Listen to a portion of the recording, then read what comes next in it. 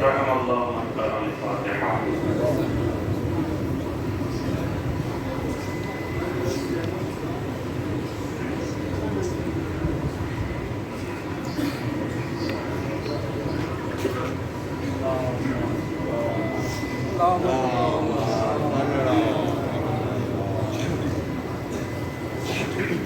اعوذ باللہ من الشیطان الرجیم. بسم اللہ الرحمن الرحیم. الحمد للہ رب العالمین. الصلاة والسلام علی اشرف الانبیاء والمرسلین وخاتم النبیین بالقاسم محمد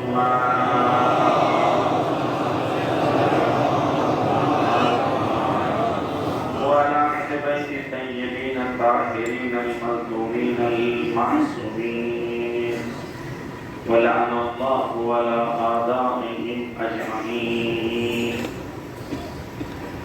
أما بعد قال رسول الله صلى الله عليه وآله وسلم إن الحسين مصباح الهدى وسفينة النجاة. ایک بار سب مل کے آواز بلند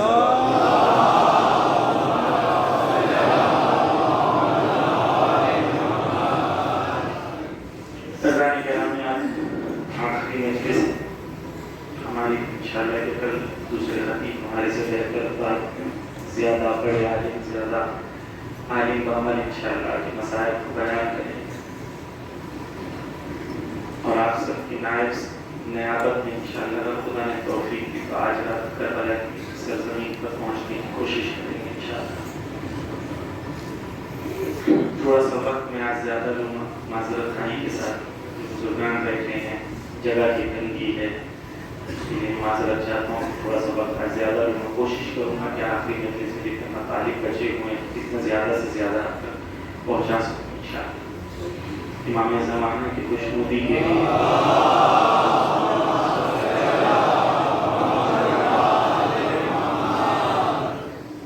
مدد کے لیے طلبگار ہیں کہ وہ ہماری مدد کریں کہ یہ مجلس میں وہ مفاہیم بیان ہوں جو ان کی مقبولیت کے لائق ہوں اور وہ اس سے رضایت رکھتے ہوں انشاءاللہ. اذان گرامی, ہماری پہلے دن سے مجلس میں گفتگو کا محور یہ ہے کہ ہمیں وقت کے امام کا ناصر و مددگار بننا, اس سے کم پر ہمیں راضی نہیں ہونا. ہمیں اپنی نفسوں کو اس طریقے سے تیار کرنا ہے کہ ہمارے اندر جذبہ نصرت پیدا ہو. اور اس کے الگ الگ مراحل تھے جو آپ کے سامنے پیش کیے گئے. کون سی چیزوں سے بچنا ہے, کون سی چیزوں کو اپنے اندر ایجاد کرنا ہے, خواتین کو کیا کرنا ہے, کون سی اخلاق ہیں جن سے بچنا ہے, کون سے اخلاق کو اپنے اندر ایجاد کرنا ہے, کون سی سیاسی بصیرت, کون سی بصیرت افزائی کرنا ہے تاکہ ہم وقت کے ماں سے کام آ سکے. تاریخ میں کون لوگ تھے جنہوں نے وقت کے امام کو وعدہ کیا لیکن ساتھ نہیں دے سکے, ان کی علتیں کیا رہی ساتھ نہیں دینے کی, اور ان سے ہم کیا درس دے سکتے ہیں تاکہ ہم وقت کے امام کے ساتھ دوبارہ وہ کوتاہیاں نہ کریں. ابھی تک آپ کے سامنے ان چیزوں کو الگ الگ مرحلوں میں پیش کرنے کی کوشش کی گئی. خواتین کا کیا کردار تھا اور آج کی خواتین کی کیا ذمہ داریاں ہو سکتی ہیں, اس پہ بھی اشارہ کیا ہے. اذان گرامی, کل میں نے آپ کے سامنے گفتگو شروع کی تھی بصیرت سیاسی کے حوالے سے کہ بصیرت سیاسی جب تک ہمارے اندر نہیں ہوگی جب تک ہم وقت کے امام کے کام نہیں آ سکتے. دو چیزیں کل آپ کے سامنے پیش کی گئی. پہلی یہ کہ بصیرت سیاسی اس کے اندر ہے جو خیمے حق کو, آج کے زمانے کے حسینی خیمے کو پہچانتا ہو اور نمائندے امام کے پیچھے چلنے کی صلاحیت کو پیدا کر چکا ہو. نماز میں 5 ٹائم ہمیں یاد دلایا جاتا ہے کہ پیش امام کھڑے ہوں تو کھڑے ہو جاؤ, جھک گئے تو جھک جاؤ, رکوع میں گئے تو رکوع میں چلے جاؤ. یہ عادت دلائی جاتی ہے کہ دیکھو وقت کا امام آئے، جب وہ قیام کے لیے کہے تو قیام کر لینا، جب وہ سجدے کے لیے کہے تو سجدہ کر لینا. ایسا نہ ہو کہ سجدہ وہ کرنے کہیں تم قیام کرنے کہو، جب وہ قیام کرنے کہیں تب تم سجدہ کرنے کہو. بس عزیزان گرامی، نائب امام کے پیچھے چلنا یہ پہلی منزل ہے. خیمے حق کو پہچاننا اور اس خیمے میں اپنے آپ کو سپاہی سمجھنا، صرف آڈینس اور اسپیکٹیٹر بن کے دور سے واہ واہ نہیں کرنا، بلکہ خود کو خیمے کا سپاہی سمجھنا. دوسری منزل یہ ہے کہ ہم خیمے باطل کو پہچانے، یزید اور یزیدیت کو پہچانے جو آج کی ہے، جو ماڈرن ہے، جو انگلش بولتی ہے. And this is what happens. ایسے بولتی ہے تو ہمیں اچھا لگتا ہے، ہمیں لگتا ہے بہت اچھی بات کرو، جس سے ہم ذہنی طور پر سمجھتے ہیں کہ ہم ان سے کمتر ہیں. آج کی یزیدیت کو پہچاننا اور آج کی یزیدیت کے چال ہیں انہیں پہچاننا. تو دوسرا مرحلہ یہ ہو گیا عزیزان گرامی کہ آج کی یزیدیت کو پہچاننا. آج دو چیزیں اور بیان کرنی ہیں اور آخر میں کچھ پیغامات. پہلے بصیرت وہ ہیں جو یزید کی چالوں کو پہچانتے ہیں، یزیدیت کی چالوں کو پہچانتے ہیں اور یزیدیت کے کھڑے گئے فتنوں کو پہچانتے ہیں. یاد رہے کہ جب بھی عبید اللہ ابن زیاد کوفہ میں آئے گا تو حسین کا کپڑا پہن کے، حسین کا لباس پہن کے آئے گا. جب بھی فتنہ قوم میں آئے گا تو وہ حسینیت کے لباس میں آئے گا. توجہ سے سنیں انشاءاللہ کہ حسینیت کا لباس پہن کے آئے گا فتنہ. جو اہل بصیرت نہیں ہوں گے وہ دھوکہ کھا جائیں گے. سامری جب بھی آئے گا وہ مقدس چیز کے سامنے مقدس چیز کو لا کے لڑانے کی کوشش کرے گا. اگر اہل بصیرت نہیں ہوں گے تو ہمیشہ دھوکہ کھا جائیں گے. جس طریقے سے وہ لوگ قرآن اور علی کے بیچ میں دھوکہ کھا گئے تھے، ہم عزاداری اور مرجعیت کے بیچ میں دھوکہ کھا جائیں گے. تو تیسری چیز جو میں آج اس کو تھوڑا اور بیان کروں گا وہ یہ ہے کہ یزید اور یزیدیت کے چالوں کو، ان کے حربوں کو پہچاننا. اور چوتھی چیز نائب امام اور ان کی بتائی ہوئی تدبیروں کو سمجھنا تاکہ کس طریقے سے یزیدیت کا مقابلہ کیا جا سکتا ہے. ایک فلسفر نے شیعوں کو اسٹڈی کیا اور ان کو ایک مثال کے ذریعے سے پیش کیا کہ شیعت کیا ہے. اس نے کہا شیعت ایک پرندے کی مانند ہے، ایک پرندے کی مانند ہے جو اس وقت پرواز کر رہی ہے اور بلند پرواز کر رہی ہے. اتنی بلند پرواز کر رہی ہے کہ امریکہ کو بھی ایسے دیکھنا ہوتا ہے کہ ایران کہاں. اتنی بلند پرواز کر رہی ہے. وہ کہتا ہے کہ شیعت کو کیسے پہچانے. کہتا ہے شیعوں کی دو قدرت ہے، دو پر ہیں جس سے شیعت پرواز کرتی ہے. ایک پر ان کی عزاداری ہے. عزاداری ان کو قوت اور قدرت اور جذبہ دیتی ہے. دیکھو ظالم کے سامنے سر نہ جھکانا، اپنی جان دے دینا، اپنا خون دے دینا، لیکن ظالم سے سمجھوتا مت کرنا. یہ قوم کبھی بھی ظالم کے سامنے سرنگوں نہیں ہو سکتی کیونکہ ان کے اندر جذبہ عزاداری ہے. تو ایک پنکھ ان کا، ایک پر ریڈ کلر کا ہے، لال کلر کا ہے جسے عزاداری ہے. دوسرا پنکھ جس سے یہ پرواز کرتی ہے وہ انتظار ہے فلسفہ امام مہدی ہے.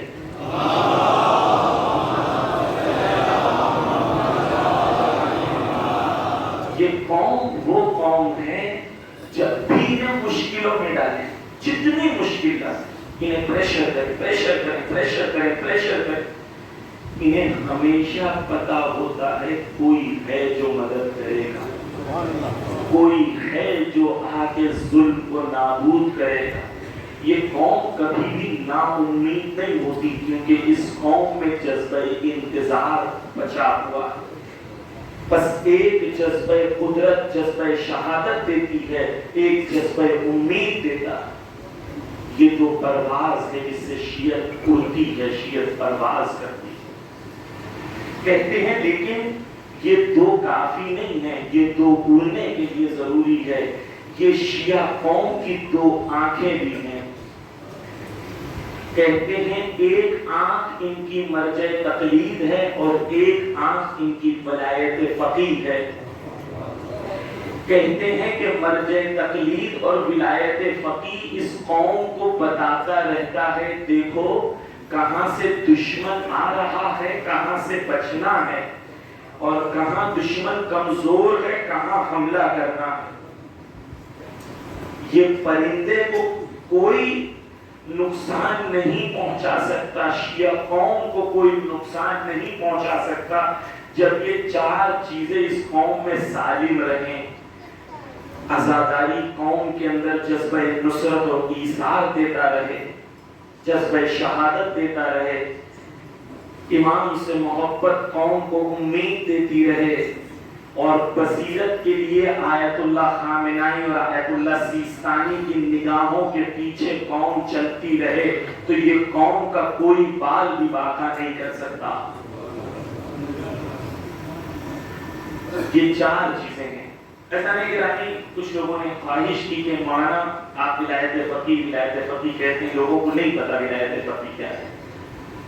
تو میں کچھ ہی دیر میں آپ کے سامنے پیش کرنا چاہوں گا کہ مرجعیت اور ولایت فقیہ علماء موجود ہیں ان کی اجازت کے ساتھ، اور انشاءاللہ کی تائید کریں گے اور جہاں ممکن ہو تو اصلاح بھی فرمائیں گے۔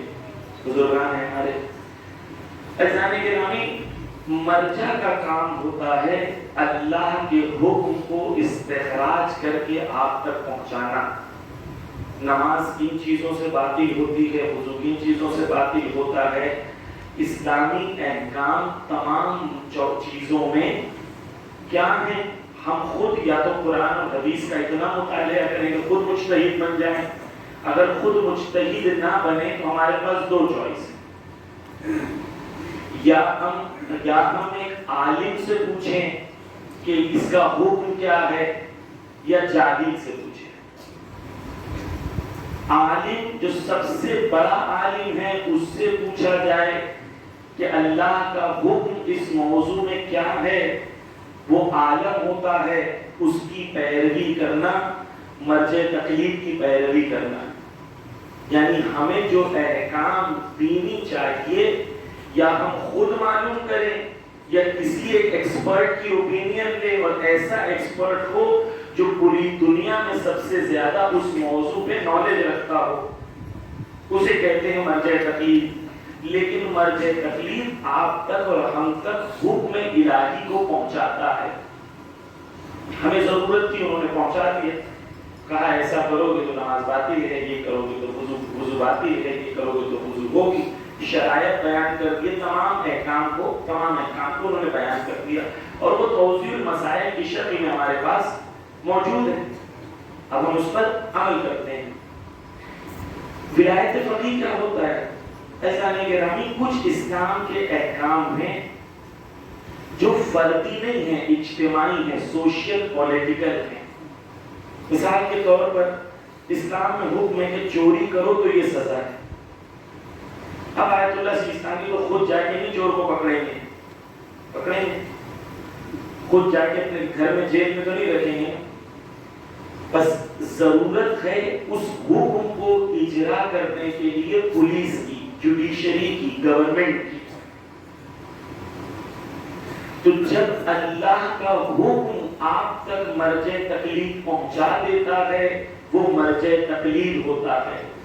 جب ایک مرجع تقلید اس اللہ کے حکم کو سوسائٹی میں نافذ کر دیتا ہے، سوسائٹی میں اس کو گورنمنٹ کے تھرو اسٹیبلش کر دیتا ہے، اسے کہتے ہیں حکومت اسلامی، اور جو حکومت اسلامی کا لیڈر ہوتا ہے اسے کہتے ہیں ولی فقیہ۔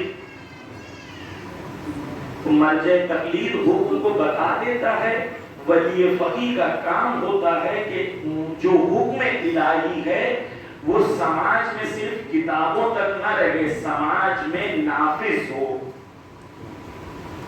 تو جو شخص اور جو فرد اس کام کو انجام دیتا ہے، جو مجتہد اس کام کو انجام دیتا ہے، وہ حکومت اسلامی کا رہبر ہوتا ہے، اور اس وقت وہ رہبریت آیت اللہ خامنائی کے ہاتھوں میں، اور مرجع عالی قدر ہمارے نبی جن کی سب سے زیادہ تقلید دنیا میں ہوتی وہ آیت اللہ سیستانی ہے۔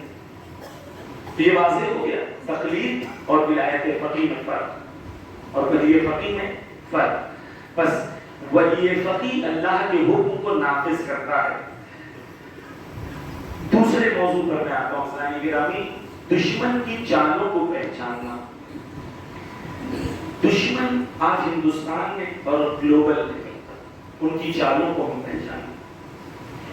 سب سے بڑی دشمن کی چال یہ ہے کہ انسان کو ہویت انسان اور انسانی آئیڈینٹی سے نکال دے۔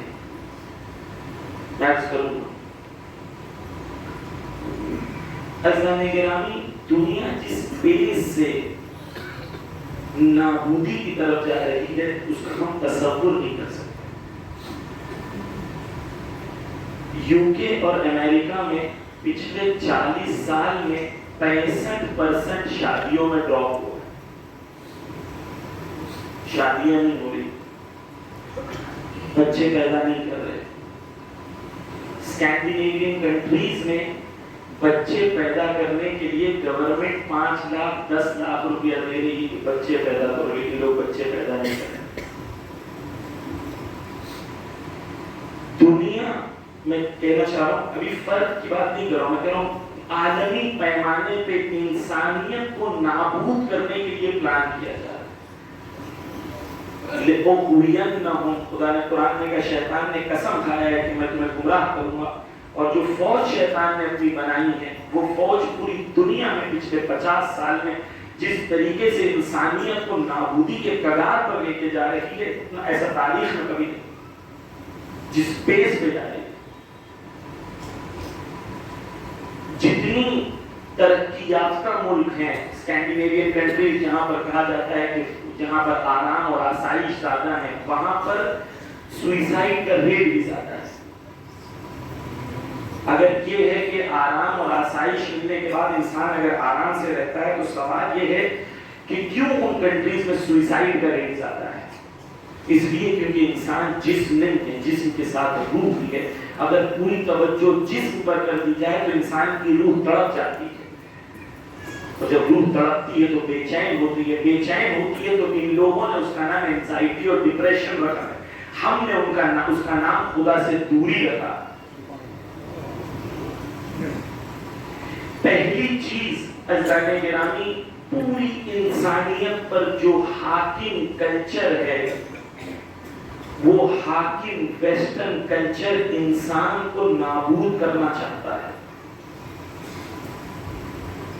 اور جو کلچر اس نابودی سے انسانیت کو بچا سکتا ہے، اس کلچر اور اس لائف سٹائل کا نام اسلام ہے۔ تو جو جوان ہم سے سوال کرتے ہیں مولانا ٹیٹو لگا سکتے ہیں کہ ٹیٹو جائز ہے، ہو سکتا ہے، لیکن ٹیٹو سمپل ہے اس سسٹم کا جو سسٹم پوری دنیا کو نابود کرنا چاہتا ہے۔ آپ اس سسٹم کو ریپرزینٹ نہ کریں، آپ امام زمانہ کے کلچر کو ریپرزینٹ کریں۔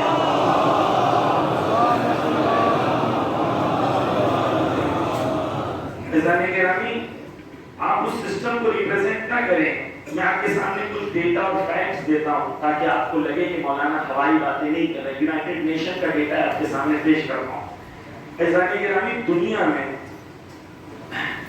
2100 آتے آتے Japan, Portugal, Singapore, south Korea, یہ سب کنٹری میں 40% سے زیادہ خواتین جو ہوں گی وہ 65 سال سے زیادہ کی ہوں گی۔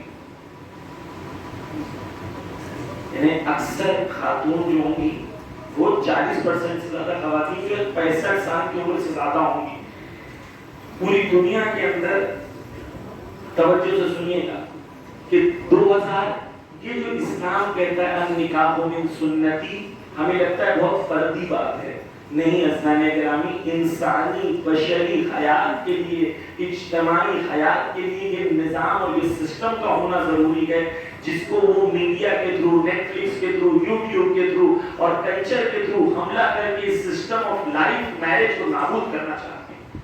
ہمارے ملک میں بھی قانون لے کے آ گئے LGBT جائز ہے، مرد کی مرد سے شادی ہو سکتی ہے، لیو ان ریلیشن شپ ہو سکتا ہے۔ یہ سب وہ چیزیں ہیں جو ان کے سسٹم کو نابود کر چکی ہیں، اور یہ کاپی کیٹ یہ اپنے سسٹم کو بھی نابود کروانا چاہتی ہیں چیزوں سے۔ میں ڈیٹا اور اسٹیٹس سے آپ کو بیان کرتا ہوں۔ عزیزان گرامی، آج دنیا میں 2017 میں 80 سال سے زیادہ عمر کے لوگوں کی تعداد جو ہے وہ 141 ملین تھی۔ یہ 2100 پہنچتے پہنچتے یہ ہو جائے گی 866 ملین، 866 ملین۔ آج کتنی ہے؟ 141 ملین، اور ہو جائے گی 866، یعنی دنیا میں 80 سال والوں کی تعداد 5 یا 6 برابر بڑھ جائے گی۔ اسی وقت بچوں کی تعداد جو آج ہے 5 سال سے کم بچے ہیں، ان کی آج تعداد 680 ملین ہے، اور یہ گر کے 400 ملین ہو جائے گی۔ یعنی بوڑھوں کی تعداد اتنی بڑھے گی اور بچوں کی تعداد اتنی گرے گی۔ ہوگا کیا؟ ہوگا یہ کہ توجہ چاہتا ہوں اسلامی گرامی کہ دنیا کی پاپولیشن ایسی ہے، جتنے جوان ہیں یہ سب بوڑھے ہو جائیں گے۔ ہم چاہتے نہیں کوئی بوڑھا ہونا، بڑی کوشش کرتے ہیں، لیکن بوڑھے سب ہو جائیں گے۔ جتنے جوان ہیں یہ سب بوڑھے ہو جائیں گے۔ اب یہ جوان جب بوڑھے ہوں گے تو بوڑھوں کی تعداد بڑھ جائے گی۔ جوان کون ہوگا؟ جوان وہ ہوگا جو بچے ہوں گے، اور بچے اگر ریپلیسمنٹ لیول تک نہ ہو، یعنی 2 ماں باپ کے لیے 2 بچے نہ ہو کم سے کم، تو ریپلیسمنٹ لیول نہیں ہوگا۔ ریپلیسمنٹ لیول نہیں ہوگا تو بوڑھوں کی تعداد بڑھتی رہے گی، جوانوں کی کم ہوتی رہے گی، بچوں کی ان سے بھی کم ہوتی رہے گی۔ یہ پوری دنیا اور انسانیت کے لیے ایک خطرہ ہے۔ بہت ساری کنٹریز نے سمجھ لیں، چائنا نے پہلے 1 چائلڈ پالیسی کو 2 چائلڈ پالیسی کیا، 3 چائلڈ پالیسی کر دی۔ رشیا پیسہ دے رہا ہے بچے پیدا کرو۔ اسکینڈینیوین کنٹریز، یوروپ، وہ جو آپ کو بلاتے ہیں نا کہ آ جائیے ہمارے یہاں کام کر لیجیے، ہمیں لگتا ہے واہ واہ، ہم تو کینیڈا جا رہے ہیں، امریکہ جا رہے ہیں، انگلینڈ جا رہے ہیں۔ آپ کو نہیں بلا رہے، یہ غلام کو بلا رہے ہیں۔ آپ نے کمانا، آپ نے علم یہاں سیکھا، آپ کی ذمہ داری یہاں تھی، غربت یہاں تھی، کمزور یہاں تھے، ناتوان یہاں تھے۔ آپ کو خدا نے علم و قوت و قدرت دیا تھا، ہجرت کے نام سے فرار کر رہے ہوا، جنگ چھوڑ کے میدان بھاگ رہے ہوا۔ توجہ سے سنیے، ہم واہ کہتے ہیں، مجھے ڈر لگتا ہے کہ ہم کسی کی طرف اشارہ کر رہے ہیں، خود کی طرف توجہ کریں۔ بس عزیزان گرامی، ایک عالمی طور پر کوشش کی جا رہی ہے کہ انسان اور انسانیت کو نابود کرے۔ لندن میں گیا تھا، 10 سال پہلے میں لندن میں تھا، اور ابھی کے لندن میں زمین سے آسمان کا فرق۔ ہر سامان آپ خریدتے ہیں اس پہ لکھا ہوتا ہے I support LGBT۔ اب دودھ خرید رہے ہیں، اس سے LGBT کا کیا لینا دینا، اس سے گے میرج کا کیا لینا دینا؟ دودھ کے بوٹل پہ سٹیمپ لگا ہوا ہے I love LGBT، I support LGBT۔ یہ خود سے نہیں ہوتا۔ میں نے کہا کہ کچھ لوگ ہیں جو امر بالمنکر کرنا چاہتے ہیں، پوری دنیا کو اور عالم انسانیت کے اوپر منکر اور برائی کو حاکم قرار دینا چاہتے ہیں۔ بس اسلام اس کلچر کے مقابلے میں ایک کلچر کو پیش کرتا ہے، وہ کلچر مہدویت ہے، وہ کلچر اسلام ہے۔ مجھے ایک جگہ بلایا گیا تھا، میں نے شاید عرض کیا، یہاں پہ سہارنپور میں ڈسٹرکٹ ہاسپٹل میں مجھے بلایا گیا تھا، اور انہیں لگا کہ ہمارے ہی مولانا ہیں، شیعہ ہیں، تو ہماری بات کریں گے۔ میں نے وہاں جا کے کہا، وہ تھا کہ بچے کم پیدا ہونا چاہیے، کانفرنس اس بات کی تھی۔ میں نے کہا کہ بچے زیادہ ہونا چاہیے، اور میں نے کہا صرف مسلمانوں کو نہیں، ہندوستان میں ہر اچھے انسان کو زیادہ بچے پیدا کرنا چاہیے۔ جو اچھا والد اور والدہ بن سکتا ہے اس کا انسانیت کو سب سے بڑا کنٹریبیوشن یہ ہے کہ وہ اچھے بچے سماج میں چھوڑ کے جائے۔ یہ جو ہے کہ ہمیں 2 بچے ہونا چاہیے، مولانا کم بچوں کی اچھی تربیت کریں گے تو زیادہ بہتر ہے، اور یہ ٹوٹل نان سینس ہے، ٹوٹل ویسٹرن کانسیپٹ ہے۔ اسلام کہتا ہے زیادہ بچے کرو۔ جتنے یہاں بزرگان بیٹھے ہیں سب کے 4 5 بھائی ہیں، سب نعوذ باللہ بگڑ گئے، شرابی ہو گئے، کبابی ہو گئے۔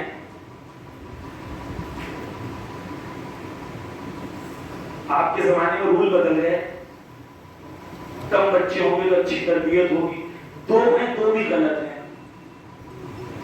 میں کہتا ہوں 2 ہیں اس وجہ سے دونوں میں مشکل ہے۔ کیوں؟ اس لیے کیونکہ زیادہ بچے ہوتے ہیں تو سائیکولوجسٹ کہتے ہیں کہ گھر میں اینزائٹی اور ڈپریشن نہیں ہوتا، بچوں کا ماحول کھیل کا ہوتا ہے۔ 4 5 بچے خود کھیلتے ہیں، خود گروپ بنا لیتے ہیں، 2 چھپتا ہے، 2 کھیلتے ہیں، 2 رہتے ہیں آپس میں لڑ کے، ایک ماں کے پاس ایک باپ کے پاس۔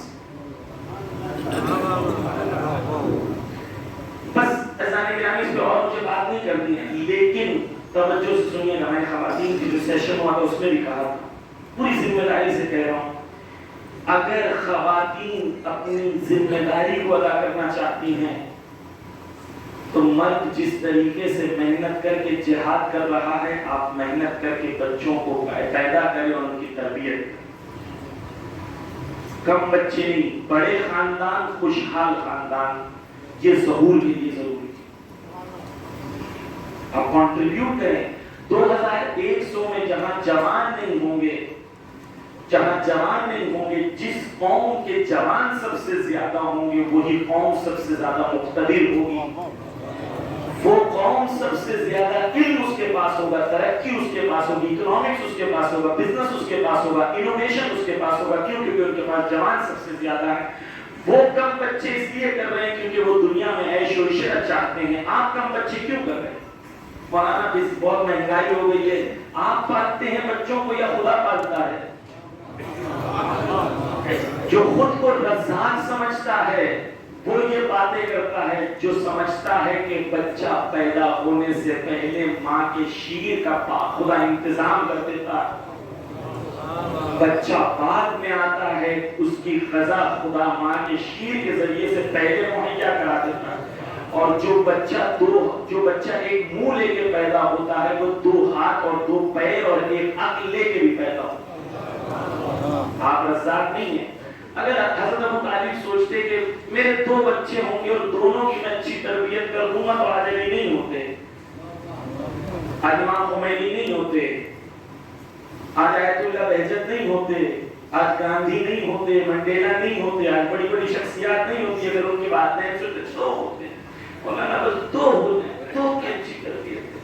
اس نے کہا امام کی خدمت کرنا چاہتے ہو، بڑا خاندان، خوشحال خاندان۔ اور ہمارے اندر بہت انفیریورٹی کمپلیکس ہے۔ میں لندن سے آ رہا تھا تو ایک جیو تھا میرے ساتھ فلائٹ میں، جو ٹریڈیشنل جیوز ہوتے ہیں یہودی، اتنی بڑی ٹوپی پہن کر، اتنا بڑا لمبا بال تھا اس کا، اس کے 6 بچے تھے اس کے ساتھ فلائٹ میں۔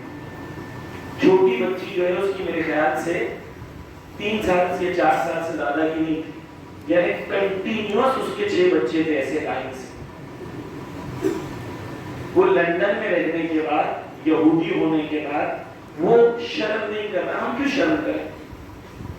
مولانا سب لوگ کہتے ہیں کہ آپ کی زیادہ بچی ہیں، آپ آرتھوڈاکس ہو، بیکورڈ ہو، ہم کیوں کسی سے شرم کریں؟ بس اسلامی گرامی فنڈامنٹلی جنگ تھی۔ میں اسے ٹائم پاس کے لیے نہیں کہہ رہا ہوں اسلامی گرامی، دنیا میں اصلی ترین جنگوں میں سے جنگ فیملی لائف کی جنگ ہے۔ وہاں نابودی ہے، آپ کو آباد کرنا ہے، آپ کو دنیا کو ماڈل دینا ہے کہ دیکھو کیسے ایک ہیپی فیملی لائف رہتی ہے، اس کے اندر مرد اور عورت دونوں قربانی اور انصاف سے کام لے تاکہ محبت بھرے خاندان کو سوسائٹی میں دیں۔ تو بس پہلی جنگ انسان کی کیا ہے؟ کلچرل جنگ۔ کلچرل جنگ میں فیملی لائف ہے، کلچرل جنگ میں میڈیا کی جنگ ہے، آپ کے ذہنوں پہ جو چیزیں غالب ہیں، صبح سے شام تک سوشل میڈیا پہ کھیل رہے. یہ سوشل میڈیا پلے گراؤنڈ نہیں ہے، بیٹل گراؤنڈ ہے. یہ آپ کو منہ میں لالی پاپ نہیں دیا گیا، ڈرگز دیا گیا تاکہ آپ اس کے عادی ہو جائیں. عزیزان گرامی، بس جنگ کلچر کی جنگ ہے، سب سے بڑی جنگ کلچر کی جنگ ہے. اور کلچر کی جنگ میں ان کے پاس ویلیوز نہیں ہیں، ہمارے پاس ویلیوز ہیں. لیکن ان ویلیوز پہ ہمیں آنا ہوگا، اس پہ پافشاری کرنی ہوگی، تو دنیا کے سامنے ہم ایک ماڈل دے سکتے ہیں کہ دیکھو ہیپی ماڈل یہ ہے، سکسیسفل ماڈل یہ ہے، اسلامک ماڈل آف لائف یہ ہے. تو دشمن کے حربوں میں سے پہلا حربہ کلچرل جنگ کا ہے. انسانیت اور ہویت انسانیت کو انسان سے الگ کر. ممبر سے میں کیا کیا بیان کروں. اسکینڈینیوین کنٹریز میں ابھی قانون پاس ہو گیا ہے کہ 7 سال تک آپ اپنے بچوں کو یہ نہیں کہہ سکتے ہیں کہ لڑکا ہے کہ لڑکی ہے. 7 سال کے بعد وہ خود بڑے ہو کے ڈیسائیڈ کریں گے کہ وہ لڑکا بنے گے یا لڑکی بنے گی. اگر آپ انہیں کہیں گے ہی اور شی تو آپ کو جیل میں ڈالیں. یعنی انسان کو ہویت انسان سے نکالا جا رہا ہے. کینیڈا میں لا پاس ہوا ہے کہ انسان، معذرت کے ساتھ لیکن جوانوں کے لیے کہہ رہا ہوں کہ حدیں کیسے پار کرنا ہے. کینیڈا میں لا پاس ہوا ہے کہ اگر انسان چاہے تو حیوان کے ساتھ بھی رشتہ رکھ سکتا. آپ ان کو فالو کرنا چاہتے ہیں، یہ کلچر کو فالو کرنا چاہتے ہیں. کوئی حدیں نہیں ہے وہاں پہ. جرمنی میں اس وقت کیس چل رہا ہے کورٹ میں کہ بھائی بہن محرم میں شادی ہونا جائز ہے. یزید صرف وہ نہیں ہے جو مر گیا، یزید یہ نظام ہے جو یزیدیت کو پوری دنیا پر حاکم کرنا چاہتا ہے. اس یزیدی نظام سے مقابلہ کرنے کا نام حسینیت ہے، اس کلچر سے مقابلہ. بس اسلامی گرامی کی جو وقت بہت محدود ہے، میں نے پہلی چیز آپ کے سامنے پیش کی کلچر کا مقابلہ. اور ہندوستان میں ہماری اصلی جنگ پولیٹیکل جنگ نہیں ہے، کلچرل جنگ. پولیٹیکل لیڈر جو آج سمجھتے ہیں کہ بہت طاقتور تھے، جہاں بزرگان بیٹھے ہیں وہ جانتے ہیں اندرا گاندھی کے زمانے میں اسے کیا لگتا تھا. اندرا گاندھی کے زمانے میں اسے لگتا تھا اس سے زیادہ طاقتور کوئی نہیں ہے. وہ چلی گئی، یہ بھی چلے گئے. بہت آئے بہت چلے گئے. بنی امیہ کو جب تھے تو انہیں لگتا تھا کہ ہم ہیں، ہم جیسا کوئی نہیں، چلے گئے. بنی عباس آئے، انہیں لگتا تھا ہم جیسا کوئی نہیں، چلے گئے. صدام آیا، اسے لگتا تھا ہم جیسا کوئی نہیں، چلا گیا. جتنے طاقتور مغرور آتے ہیں ہر ایک کو یہ لگتا ہے کہ ہم ہیں، بس ہم ہیں. خدا انہیں بہت جلدی دریائے نیل میں ڈھکیل کے اور دریائے نیل کو بند کر دیا. لیکن ضرورت موسیٰ کی ہے جو آگے مقابلہ ہے. ہمیں پولیٹیکل ہماری اصلی جنگ نہیں ہے کہ 2024 میں کون جیتے گا، 2029 میں کون جیتے گا. یہ آئیں گے، یہ جائیں گے. اور ہمارے پاس آلٹرنیٹو بھی ایسا نہیں ہے کہ یہ معاشرے چلے جائیں گے تو دوسرے آئیں گے وہ بہت اچھے ہیں، ایسا بھی نہیں. ہماری اصلی جنگ کلچرل جنگ ہے. بس آخری چیز بیان کر رہا ہوں کلچر کے حوالے سے. اسلامی گرامی، ہمیں خدا نے یہ ذمہ داری دی ہے کہ ہم وقت کے امام کے لیے تیاری کریں، ظہور کے لیے تیاری کریں. توجہ سے سنیے، خصوصاً جوان. ہندوستان میں 14% مسلمان ہیں، 16% دلت ہیں، 8% آدیواسی ہیں، اور تقریباً شاید میرے ذہن میں اس وقت ایگزیکٹ نہیں لیکن 8 یا 9% یا 10% OBC ہیں. OBC کو اگر ہٹا دیں پھر بھی ہندوستان میں 38% ایسی آبادی ہے جس پر الگ الگ عنوان سے ظلم کیا جاتا ہے. اور ہندوستان میں جو پارٹی بھی الیکشن جیتتی ہے وہ 30% سے زیادہ ووٹ کے بغیر ووٹ سے الیکشن جیت جاتی ہے. ہماری اصلی جنگ کلچرل جنگ ہے. جو کلچرل جنگ میں ہم جو اوپریسڈ کلاس ہیں ان کو حق کے لیے یونائٹ کرنے کی قوت اور طاقت پیدا کریں. پالیٹکس کے لیے نہیں، الیکشن جیتنے اور ہارنے کے لیے نہیں. ان کے اندر جذبہ عدل و انصاف کو جگائیں تاکہ یہ لوگ عدل و انصاف کے طلبگار بنے، اور جب یہ لوگ عدل و انصاف کے طلبگار بنیں گے تو جب امام آئیں گے تو یہی لوگ ہوں گے جو سب سے پہلے امام کو سپورٹ کریں گے۔ اس جذبے کو، اس کلچر کو، ظہور کے، انتظار کے، خدمت کے جو نچلا طبقہ ہندوستان کا ہے اس کے اندر پیدا کرنا، ایجاد کرنا، زندہ کرنا، یہ ہماری ذمہ داری ہے۔ جس طریقے سے لبنان میں حزب اللہ نے کیا، حزب اللہ نے خود کو ایک نماد بنا دی۔ لبنان کے کرسچن کانسرٹ ہوتی ہیں، عورت گا رہی ہیں، ساری عورتیں اسٹیج پہ گا رہی ہیں، ہزاروں کی تعداد میں لوگ بیٹھے ہیں، سب کرسچنز ہیں، سب حزب اللہ کی شان میں گانا گا رہے ہیں۔ کیوں؟ کیونکہ انہوں نے ثابت کیا کہ جب بھی اس قوم پہ ضرورت پڑے گی تو سب سے پہلے قربانی اور اثار کے لیے ہم آگے ہوں گے۔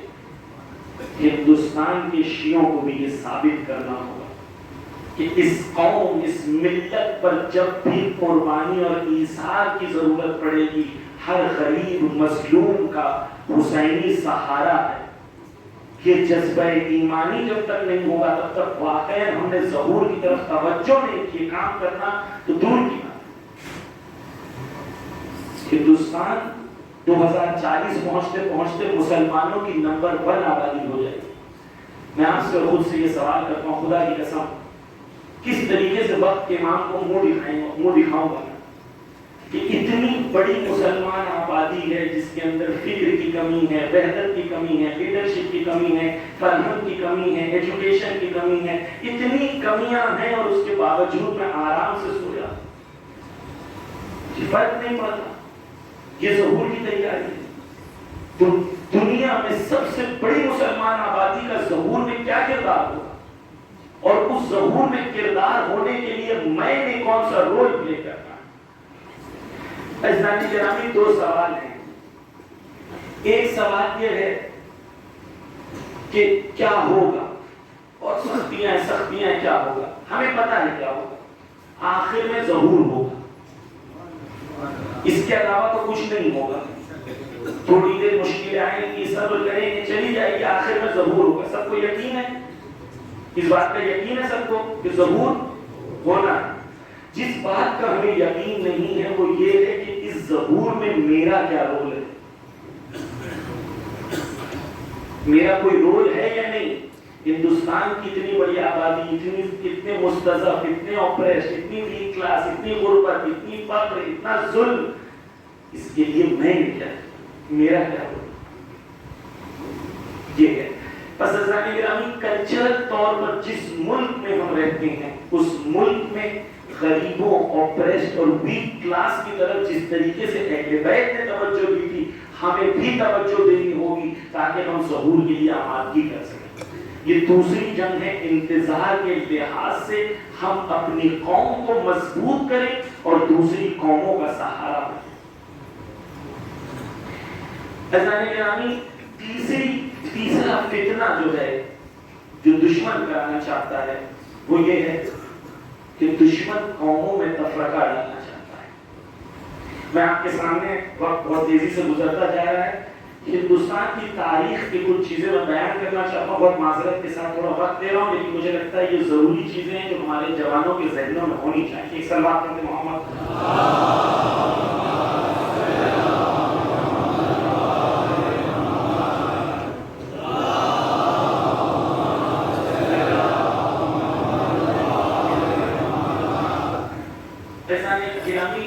جس ملک میں رہتے ہیں روز ہمیں تحقیر کیا جاتا ہے، مسلمانوں نے یہ ظلم کیا، مسلمانوں نے یہ کیا، مسلمانوں نے وہ کیا، مسلمانوں نے وہ کیا، اور ہم چہرہ چھپاتے رہتے ہیں ایسے کہ نہیں، کیونکہ ہم تاریخ نہیں جانتے۔ اگر ہم تاریخ جانتے تو سینہ ٹھوک کے ہم کہتے کہ ہم نے کیا کیا۔ عزیزان گرامی، جب اس ملک میں مسلمان حکومت کرتے تھے، میں یہ نہیں کہہ رہا ہوں کہ سب اچھے تھے، اچھے برے سب تھے اس میں، لیکن کلی طور پر مسلمان برٹش راج کے کروڑوں ٹائمز بیٹر تھے۔ میں ثابت کروں گا، خطابت نہیں کر رہا ہوں، ثابت کروں گا۔ عزیزان گرامی، جب ہندوستان میں مسلمان تھے تو پوری دنیا، مسلمان حاکم جب مسلمان تھے تو پوری دنیا میں جو اکنامی تھی، جو اقتصاد تھا، جو دولت تھی، جو مارکیٹ تھی پوری دنیا کی، اس کا 23% ہندوستان میں. یعنی پوری دنیا میں اگر 100 روپے کا بزنس ہوتا تھا تو اس میں سے 25 یا 23 روپے کا بزنس انڈیا میں ہوتا تھا. صرف انڈیا میں اتنا بزنس ہوتا ہے. پوری دنیا کی 1/4 تقریباً قوت و قدرت ہندوستان تھا. جب برٹش انڈیا چھوڑ کے گئے ہیں تو ہندوستان 3% رہ گیا. ہندوستان سے برٹش نے $45 ٹریلین چوری کر کے گئے. یہ خود ان کی تحقیقیں بتا رہی ہیں. $45 ٹریلین ہم کیلکولیٹر میں بھی نہیں گن سکتے. اندازے کے لیے میں بتا دوں کہ آج کی جو برٹش اکنامی ہے اس کی جی ڈی پی جو ایک سال کا خرچ ہوتا ہے، اخراجات ہوتے ہیں، اس کا 17 برابر. تو جب مسلمان اس ملک میں تھے تو مسلمانوں نے اس ملک میں تاج محل بنایا، لال قلعہ اس ملک میں بنایا. برٹش نے یہاں کی دولت کو چوری کر کے بکنگھم پیلس لندن میں بنایا. 15 اگست آتا ہے، ہم سب سارے جہاں سے اچھا اس لیے نہیں کہتے کہ ہمارا دل کر رہا ہے، اس لیے کہتے ہیں کہ ہم دوسروں کے ذہنوں سے ڈرتے ہیں، ہم کو دکھانا چاہتے ہیں کہ ہم بھی نیشنلسٹ ہیں. کسی ایک فرد نے آپ سے کبھی کہا کہ ہم برٹش سے نفرت کرتے ہیں کیونکہ ان سے آزادی ملی تھی، انہوں نے ہم پر ظلم کیا، انہوں نے ہماری دولت لوٹی، انہوں نے ہمارے مال کو لوٹ کے لے گئے، ان کی وجہ سے ہم غریب رہ گئے؟ کیوں؟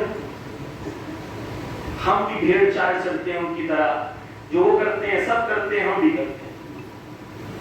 کیونکہ ہمیں پتا ہے جب تک، توجہ چاہتا ہوں سامعین گرامی، جب تک مسلمان اس ملک میں حاکم تھے، جب اس ملک میں قحط آتی تھی تو اسلامک کورٹ میں قحط کے لیے معافی ہوتی تھی. لیکن برٹش کے زمانے میں قحط میں معافی نہیں ہوتی تھی، ظلم ہوتا تھا. مسلمان بادشاہ چاہے جتنے برے رہے ہوں لیکن کورٹ اکثر اسلامک ہوتا تھا اور اس میں اسلامک قانون بہت حد تک اجرا بھی ہوتا تھا. تو ہماری تاریخ اس ملک میں خدمت کی تاریخ ہے. اس ملک میں اریگیشن کے سسٹم کو مسلمان نے لائے، پانی سچائی کے سسٹم کو مسلمانوں نے لایا. اس ملک میں یا پوری دنیا میں کارخانے کے نظام کو بڑے طور پر پوری دنیا میں سب سے پہلے مسلمانوں نے لایا. اتنی بڑی حکومت کو مینجمنٹ کرنے کی صلاحیت اس زمانے میں صرف مسلمانوں کے اندر تھی. مسلمان اپنی تاریخ پڑھے، افتخار کرے، لیکن ہم وہی میڈیا کے خوف میں، ڈر میں اپنے آپ کو چھپاتے پھرتے ہیں. میدان میں سامنے ہے، سینہ لے کے سامنے ہے. ایسا نہیں گرامی 1857 میں جو انقلاب آیا، جلدی جلدی بیان کر رہا ہوں، اس انقلاب میں اگر کچھ لوگ غداری نہ کرتے، غیر مسلمان برٹش کا ساتھ نہ دیتے تو ہندوستان 1857 میں آزاد ہو چکا. 1857 میں مسلمانوں کو لیڈرشپ دی گئی. خود دوسری قوموں نے مسلمانوں کے پاس لا کے لیڈرشپ دی اور کہا آپ لیڈ کرو. بھگت سنگھ نے شروع کیا تھا انقلاب، لیکن لیڈرشپ بہادر شاہ ظفر کے پاس آئی. اور سب سے آخری جگہ جہاں جنگ ہوئی ہے وہ شہر لکھنؤ میں، اور سب سے زیادہ مقاومت جس نے کیا وہاں کے علماء کے خاندان نے اور وہاں کے قوموں نے کیا. سب سے آخری جنگ جو 1857 کی ہاری گئی ہے وہ لکھنؤ میں ہاری گئی ہے. اس لیے لکھنؤ میں جتنا ظلم ہوا دوسری جگہ برٹش نے نہیں کیا. لکھنؤ کی آصفی مسجد جسے ہم بڑا امام باڑہ کہتے ہیں، کئی سالوں تک اسے استبل بنایا گیا، وہاں گھوڑے رکھے گئے توہین اور اہانت کی وجہ سے. یہ کیوں تھا؟ کیونکہ مسلمانوں نے قیام کیا. جب کورٹ رکھا برٹش نے تو برٹش نے اپنے کورٹ میں کہا کہ مسلمانوں میں کچھ چیزیں پائی جاتی ہیں.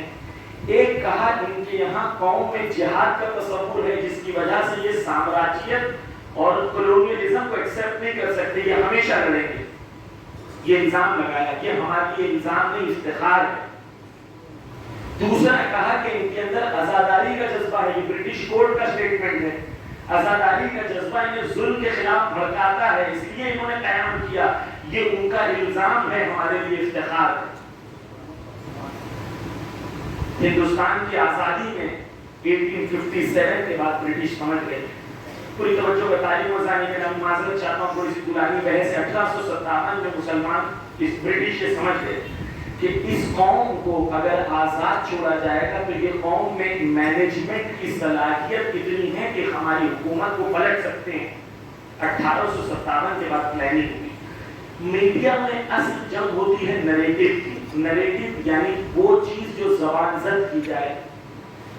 توجہ چاہتا ہوں یہ نقطہ بہت اہم ہے کہ برٹش 1857 سے پہلے ہر ہندوستانی یہ سوچتا تھا ہم ایک ہیں, ہمیں برٹش کا مقابلہ کرنا. انڈینز ورسز برٹش یہ نریٹو تھا. اس کے بعد ایسے علماء کو پیدا کیا گیا, ہر قوم میں ایسی تنظیم بنائی گئی کہ ہر قوم یہ کہنے لگی کہ ہم مسلمان ہیں, ہم مسلمانوں کے حق کو تحفظ کرنا ہے. ہم سنی ہیں, ہمیں سنیوں کے حق کو تحفظ کرنا ہے. ہم شیعہ ہیں, ہمیں شیعوں کے حق کو تحفظ کرنا ہے. ہم ہندو ہیں, ہم ہندو.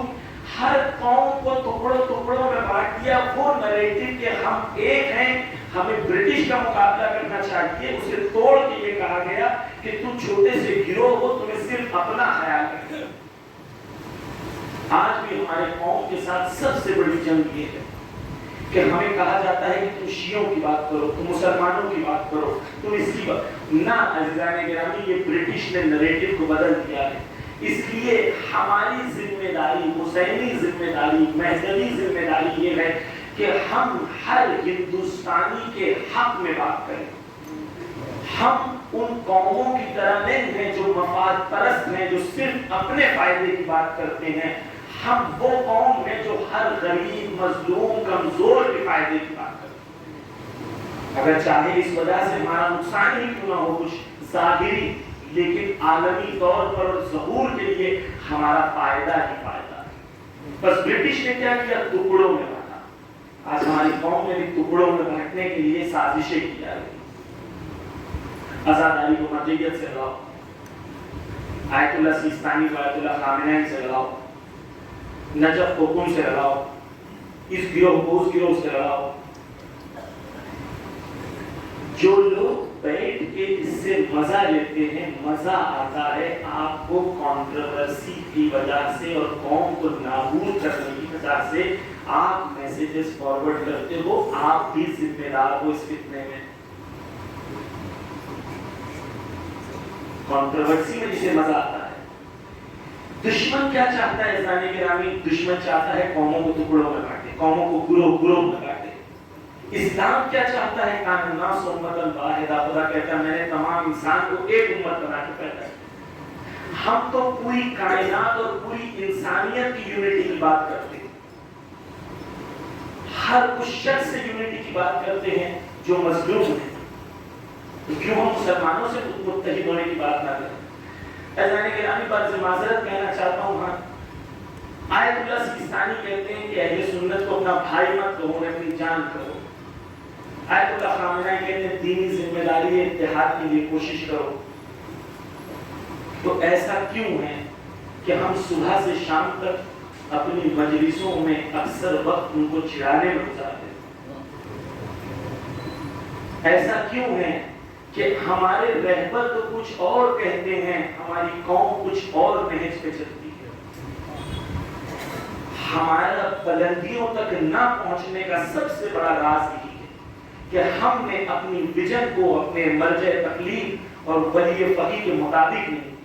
ہم نے اپنے مزاج کو ان کے مطابق نہیں کیا. ابھی بھی ہمیں چڑھانے میں مزہ آتا ہے. واہ واہ واہ واہ مولانا, واہ واہ واہ واہ واہ واہ. یہ واہ واہ نہیں کہہ رہے ہوتے, آپ کے دل میں مزہ آ رہا ہوتا ہے کسی کو چڑھانے میں. واقعی اہل بیت کی فضیلت کے لیے واہ سبحان اللہ کہہ رہے ہیں, بہت اچھا, لیکن چڑھانے کی نیت سے کہتے ہیں. ہماری نفس کو مزہ آتا ہے کسی کو دبانا, کسی کو کچلنا, کسی کو چڑھانا. آیت اللہ سیستانی نے کبھی ایسی مجلس پڑھی ہوئی؟ آیت اللہ خامنہئی نے کبھی ایسی مجلس پڑھی؟ حق بیانی اور ہے, ہم اہل بیت کے حق کے قائل ہیں. مولا کائنات کی ولایت اور حضرت زہرا کے حق کے ہم قائل ہیں. ہم حق پہ کمپرومائز نہیں کرتے, لیکن چڑھاتے نہیں کسی کو.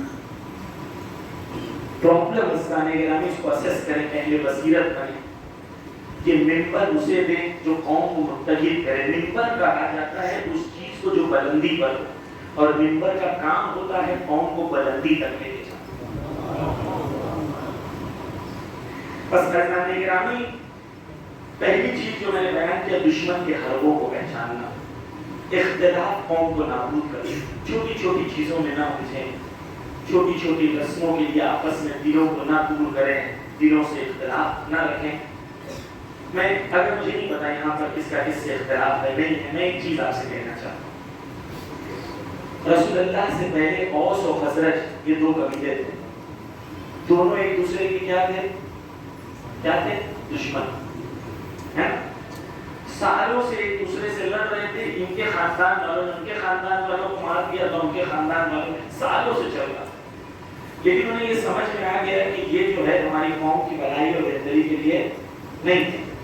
दोनों आते हैं रसूल के पास और रसूल को कहते हैं कि आप जो है हमारे बीच में सुलह करा, और दावत देते हैं कि आप मदीना में आ जाए, हम दोनों बैठ करेंगे। तो जो चाहता दोनों आपस के इख्तिलाफ को एक बड़े मकसद के लिए खुद के इख्तिलाफ को खत्म कर दिया।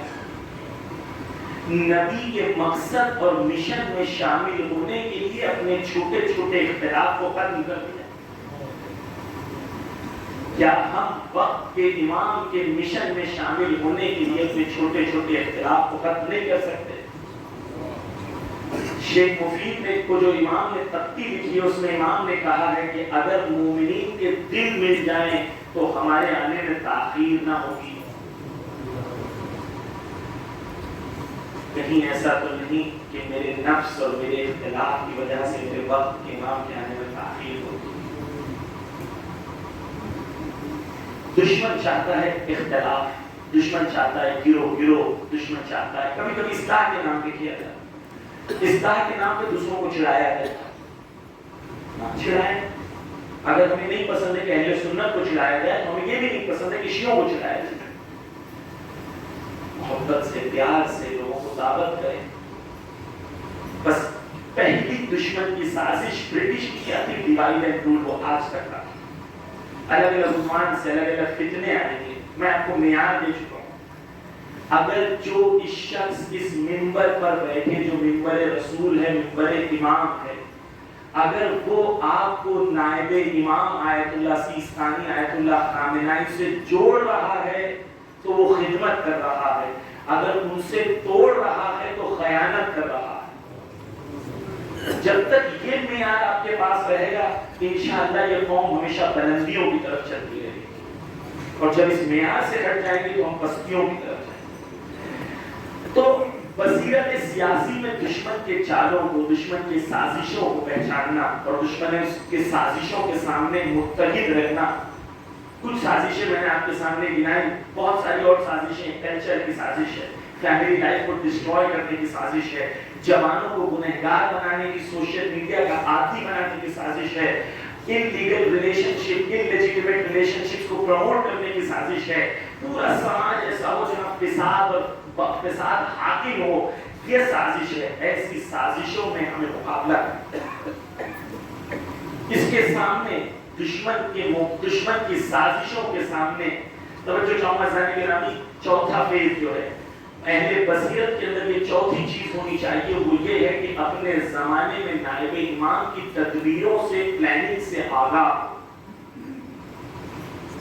आज आयतुल्लाह खामेनाई कहते हैं कि हमारे लिए सबसे बड़ी जंग कौन सी है? कल्चर की जंग, सिविलाइजेशन की जंग।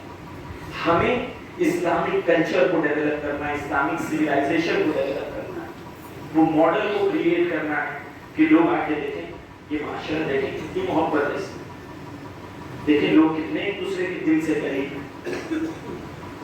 यहाँ पर कोई बड़ा छोटा नहीं है, यहाँ कोई सैयद रहे सैयद नहीं है, यहाँ किसी का इमाम बड़ा और किसी का इमाम बड़ा नहीं है, कोई फर्क नजर नहीं आता।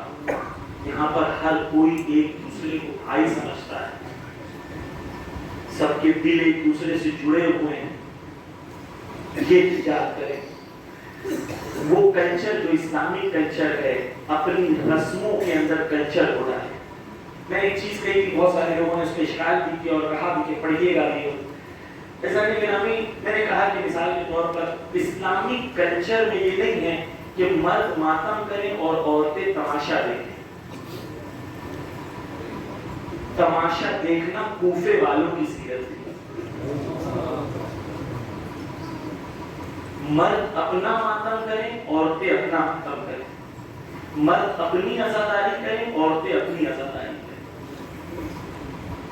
دوسری کنٹریز مولانا، لیکن ایران میں بھی تو ہوتا ہے کہ حرم میں مرد اور عورت کھڑے ہوتے ہیں. ہاں دونوں کھڑے ہوتے ہیں، دونوں اپنی اپنی نماز پڑھتے ہیں، ایک دوسرے کی نماز کو کھڑے دیکھے نہیں دیکھتے. آپ اپنی عزاداری کریں، وہ اپنی عزاداری کریں. عزیزان گرامی، اگر ہماری سیدانیاں اس طریقے سے کھڑے ہوں کوچے بازار میں، کس بات پہ رو رہے ہیں ہم لوگ؟ کس بات پہ رو رہے ہیں؟ کیا غم ہے؟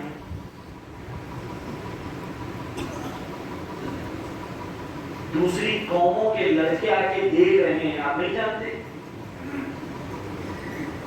سیدانیوں. کیوں؟ کیونکہ ہم نے کلچر ڈیولپ کیا، ویلیو ڈیولپ نہیں، رسم ڈیولپ کیا، اس کی روح تک نہیں پہنچے. روح عزاداری یہ ہے کہ مرد اور عورت میں فاصلہ ہو. آیت اللہ خامنہئی نے خط لکھا ہے اربعین کے جانے والوں کے لیے. اس خط میں ہدایات میں شدید طور پر کہا ہے کہ ایسی جگہ اگر ہو جہاں مرد اور عورت کا اختلاط مکس ہو، وہاں پر پرہیز کرے، جانا جائز نہیں ہے. یہ کب ہوتا ہے؟ جب ہمارا کلچر ہماری اصلی چیز بن جاتی ہے. کیا کر رہے ہیں ہم؟ زیارت کر رہے ہیں. زیارت کو کتنی دیر لگتی ہے؟ اگر ہم کو 2 منٹ 3 منٹ 5 منٹ 2 گھنٹہ کس کے لیے کھڑے ہیں؟ 2 گھنٹہ کس چیز کی زیارت ہے؟ مولانا ہماری نگاہیں بہت پاک ہیں. ہم کوئی آپ کے دل میں برائی نہیں ہے، وہ لڑکا جو کھڑا ہے اس کے دل میں برائی نہیں ہے، آپ گارنٹی دے سکتے ہیں؟ آپ کا دل اگر صاف ہے تو ان کا دل، قرآن نے کہا ہے ان کے دل میں مرض ہے. پس عزیزان گرامی، اپنی عزاداری کو روح عزاداری سے جوڑے. خواتین کے الگ پروگرامز آرگنائز کریں جس طریقے سے دوسرے ملک میں ہوتے ہیں. اسی وقت خواتین اپنی ماں بارگاہوں میں جائیں، اپنے علم نکالیں، اپنی ماتم کریں، اپنی عزاداری کریں، اپنی کریا گزاری کریں. خواتین کے لیے حضرت زہرا کہتی ہے سب سے بہتر یہ ہے کہ وہ 4 دیواری میں رہیں. کیوں؟ ہماری عزاداری اگر آنا چاہتی ہیں، ایران میں آتے ہیں، دوسری جگہ آتے ہیں، لیکن اس کا قانون یہ ہے کہ مرد آگے چلیں، عورتیں پیچھے چلیں. مرد اپنی عزاداری کریں، عورتیں اپنی عزاداری کریں. عورتیں فلیکس لے کے چلیں، عورتیں پیغام لے کے چلیں اگر چلنا چاہتی ہیں، لیکن تماشائی نہ بنے، عزادار بنے. آپ اپنی عزاداری کریں، مرد اپنی عزاداری کریں. یہ شوبہ نہیں دیتا، یہ زیب نہیں دیتا کہ مرد عزاداری کریں، عورتیں 1 گھنٹہ کھڑے رہ کے دیکھیں. یہ کب ہوتا ہے؟ جب کلچر حاوی ہوتا ہے، جب کلچر ویلیوز کے اوپر حاوی ہوتا ہے. آپ تصور کر سکتے ہیں کبھی اہل حرم، آل رسول کے خاندان یہ کام کر سکتے ہیں؟ کر سکتے ہیں؟ تو آپ بھی ان کی آل میں سے آپ یہ کیوں کر رہے ہیں؟ ایسی جگہیں ہوتی ہیں جہاں گلیاں پتلی ہوتی ہیں، وہاں مرد اور عورت کو علم کو چھوڑنے کے لیے مرد عورت سے ٹکرا رہا ہے، عورت مرد سے ٹکرا رہی ہے. یہ ثواب ہے، گناہ ہے، حرام ہے. کیوں؟ ہم نے دین اور شریعت کو کم سمجھا ہے، اپنے کلچر کو زیادہ سمجھا ہے. عزیزان گرامی توجہ کیجیے گا. میں ایسی خواتین کو جانتا ہوں جو کربلا زیارت پہ آئے تھے، ہوٹل میں رو کے 2 دن ہوٹل سے باہر نہیں نکلی، رو کے وہاں زیارت کر لی تھی، کیونکہ کہا آیت اللہ سیستانی نے حرام قرار دیا ہے، باہر جاؤں کہ مرد ٹکرائے گا، میرے لیے حرام. یہ کون ہے؟ وہ خاتون ہے جو حضرت زینب کی سیرت پہ چلنا چاہتی ہیں، اپنے باپ دادا کی بنائی ہوئی رسموں پہ چلنا نہیں چاہتی. بس عزیزان گرامی، اپنے کلچر کے اندر ویلیوز کو ڈالیں. وہ تدبیریں جو اہل بیت کے غلاموں نے، ائمہ کے غلاموں نے، نائب امام نے پیش کی، اس پہ چلیں. اپنی قوم کے اندر وہ کلچر و ویلیو ڈیولپ کریں. آخری چیز بیان کرتا ہوں عزیزان گرامی، اس میں جوانوں سے خاص طور پر مخاطب. آیت اللہ سیستانی سے کئی بار ملاقات، الحمدللہ خدا کا شکر ہے انہوں نے ہر بار جوانوں کو دو چیزیں دی. ایک کہا علم حاصل کرو اور ایک کہا قدرت کو حاصل کرو. صلوات پڑھو محمد علیہ.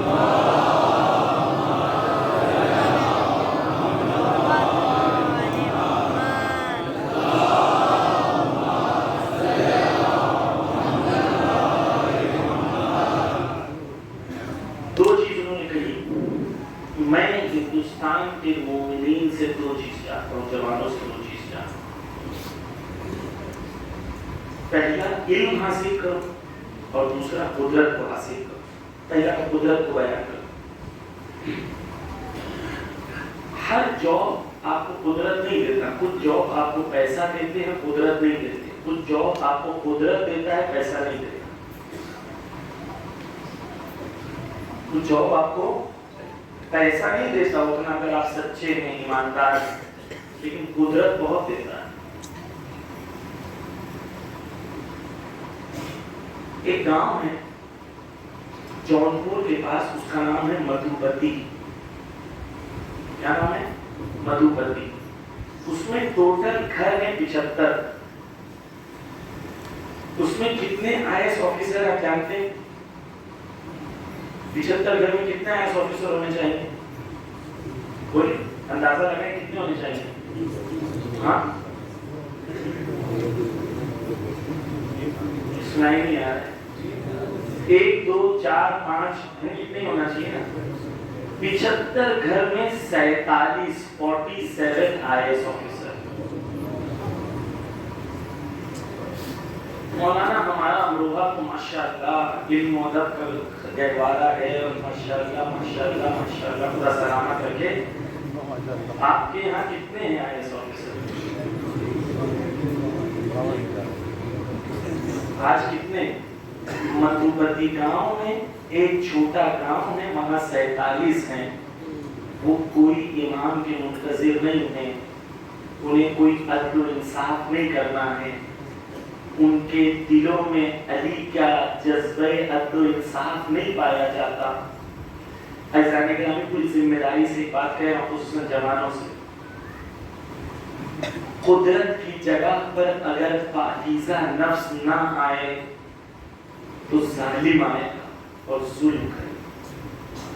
اس ظالم کے ظلم کرنے کی ایک وجہ وہ جوان ہے جس نے قدرت کو حاصل نہیں کیا, اور اس نے الاؤ کیا کہ ظالم آ کے قدرت کو حاصل کرے اور ظلم کرے. جوان یعنی محنت. عزیزان گرامی, جب انسان کو یہ لگے کہ مجھے علم اس لیے حاصل کرنا ہے کیونکہ مجھے اپنے سماج سے کرپشن کو ختم کرنا ہے, ظلم کو ختم کرنا ہے, ظہور کے لیے تیاری کرنی ہے, تب انسان الگ طریقے سے علم حاصل کرتا ہے.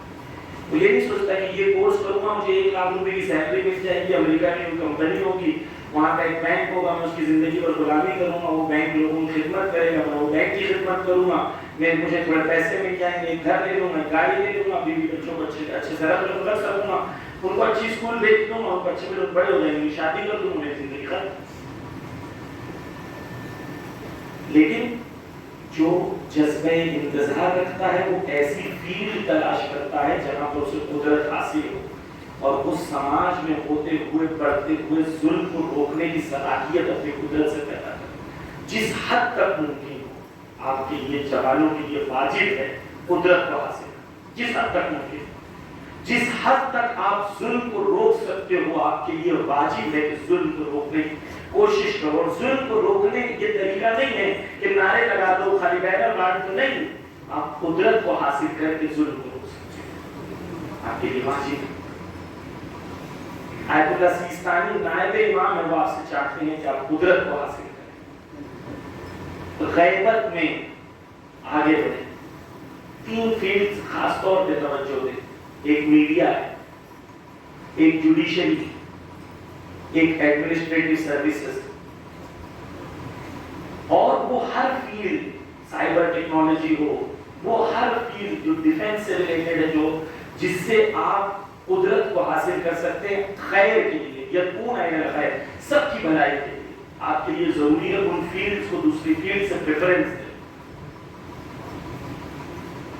اگر آپ میں ٹیلنٹ ہے، آپ میں انرجی ہے، تو آپ کی ذمہ داری ہے ٹاپ تک پہنچنا۔ علی والے کبھی نمبر 2 پر نہیں ہوتے، کیونکہ علی والے ہمیشہ 1 نمبر تک پہنچنا چاہتے ہیں۔ بس جوان آگے بڑھے، قدرت کو حاصل کریں۔ آیت اللہ سیستانی میں دوسری چیز تھی قدرت۔ آپ بزنس کرنا چاہتے ہیں، بزنس پر قدرت حاصل کریں۔ جس فیلڈ میں آپ بزنس کرتے ہیں تھکے نہیں۔ میرے ایک دوست ہیں، سبھی میڈیا میں ہم لوگ کام کرتے ہیں، تو وہ کہتے ہیں کبھی کبھی میں تھک جاتا ہوں تو آیت اللہ سیستانی کا آیت اللہ خامنہ کے اس جملے کو میں نے وہاں پر لکھ دیا اپنے بیڈ کے سامنے۔ آیت اللہ خامنہ کہتے ہیں توقف ممنوع، رکنا منع ہے، کیونکہ شیطان نہیں رکتا تو تمہیں بھی نہیں رکنا چاہیے۔ شیطان ایک اس کا ہر وقت ایک ہوتا ہے تو دوسرا فوراً۔ اسی طریقے سے آپ کی بھی کوششیں تھکنا نہیں چاہیے، توقف ممنوع۔ مومن کے لیے یہ دنیا محنت کی جگہ ہے، جنت آرام کی جگہ ہے۔ بس توقف ممنوع۔ اذان گرامی دوسری چیز کی طرف آتا ہوں، کہاں علم حاصل کرو۔ ایک واقعہ میں بیان کرتا ہوں آپ کو تاکہ آپ کو سمجھ میں آئے کہ جب جذبہ نصرت، میں جب ایمان کی نصرت کی بات کر رہا تھا اس دن، اتنے دن سے کوئی خیالی بات نہیں تھی، مائتھولوجیکل بات نہیں تھی، عملی بات ہے۔ عملی یہ ہے کہ اپنے آپ کو میدان میں لائیں۔ اذان گرامی ایران میں ایک شہید ہے، ان کا نام ہے احمدی روشن۔ احمدی روشن ایک شہید، نیوکلیئر سائنٹسٹ۔ ایک بار آیت اللہ خامنہ نے سب سائنٹسٹ جو نیوکلیئر سائنٹسٹ ان کو بلایا۔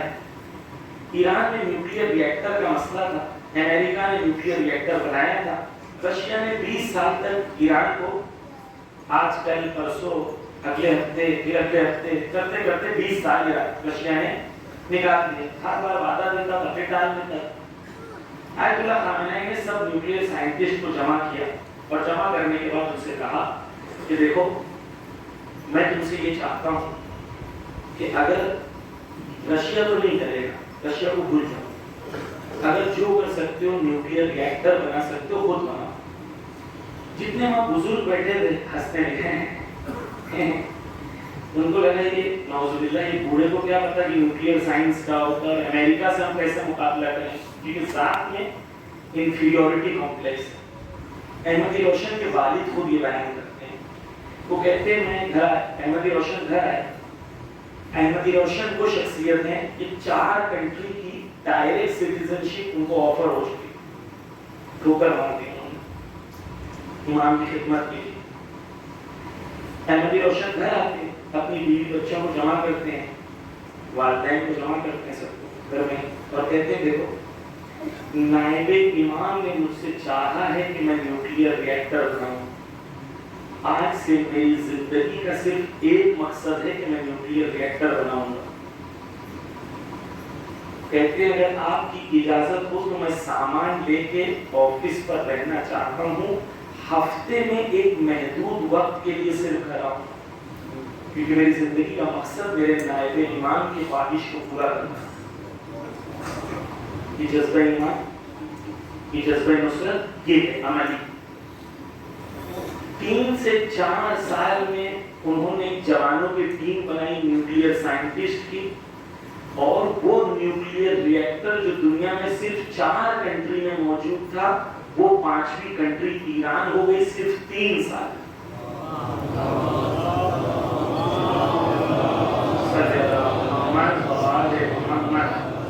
بس عزیزان گرامی یہ کیا ہوتا ہے؟ یہ جذبہ نصرت ہوتا ہے جب تو عملی طور پر علم ظاہر ہوتا ہے، عملی طور پر عمل میں ظاہر ہوتا ہے۔ احمدی روشن کو کیا ضرورت تھی؟ چلے جاتے امریکہ کینیڈا، نماز وہ بھی پڑھتے، روزہ رکھتے، عزاداری کرتے، زوم پر ہوتے۔ مجھے بہت یاد آ رہا ہے امروہہ کی عزاداری بہت یاد آ رہی ہے۔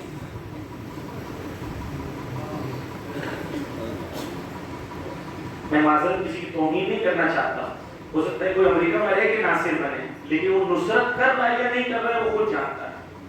وہ زندگی مارگیج کے بلز بھرنے میں اور کریڈٹ کارڈ کے بلز بھرنے میں گزار رہا ہے،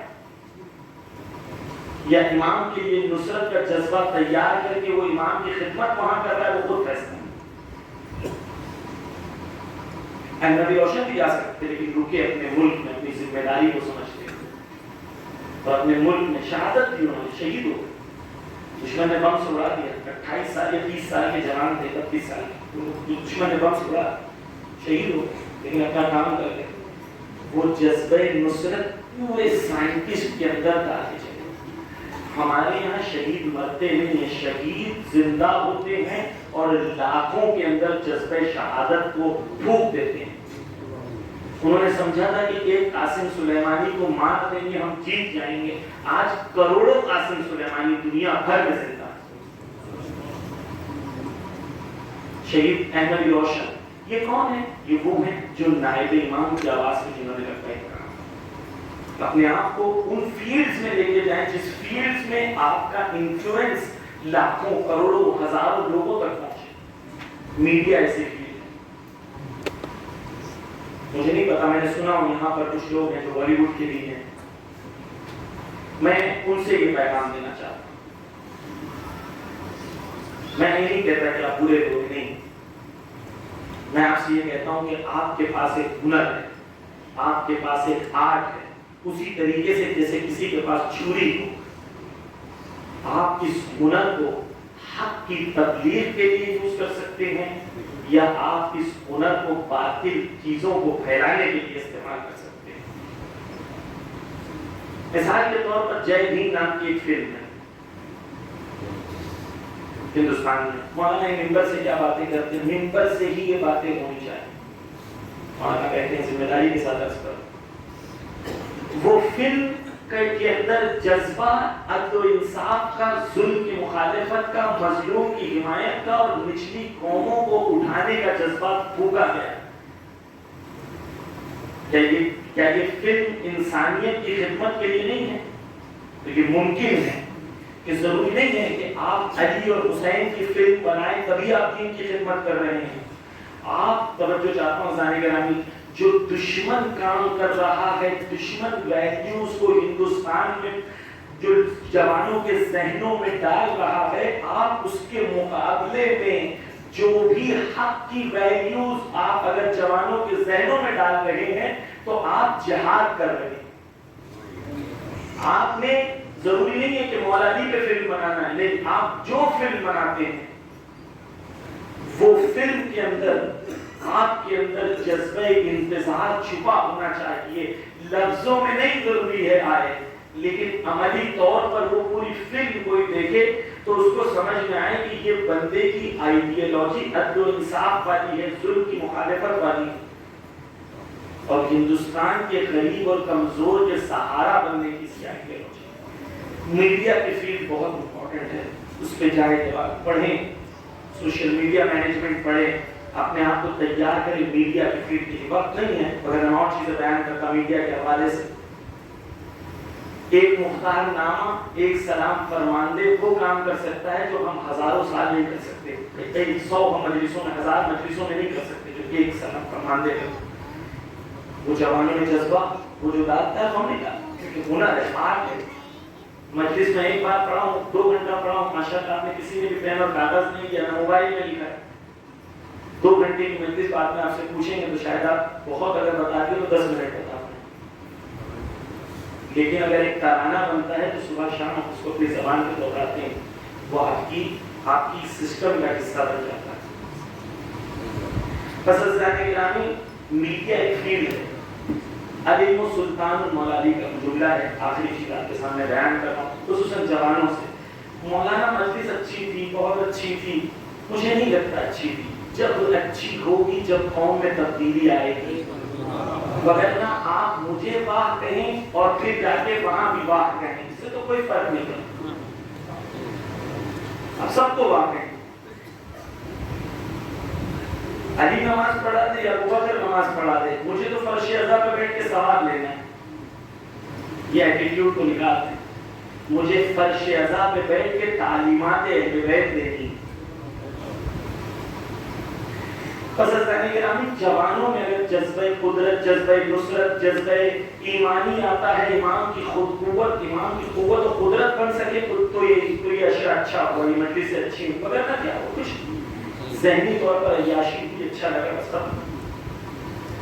मौलाना गए, सोडा बॉटल की तरफ उड़ा, मौलाना गए, बात खत्म, सब अपनी जिंदगी में नॉर्मल।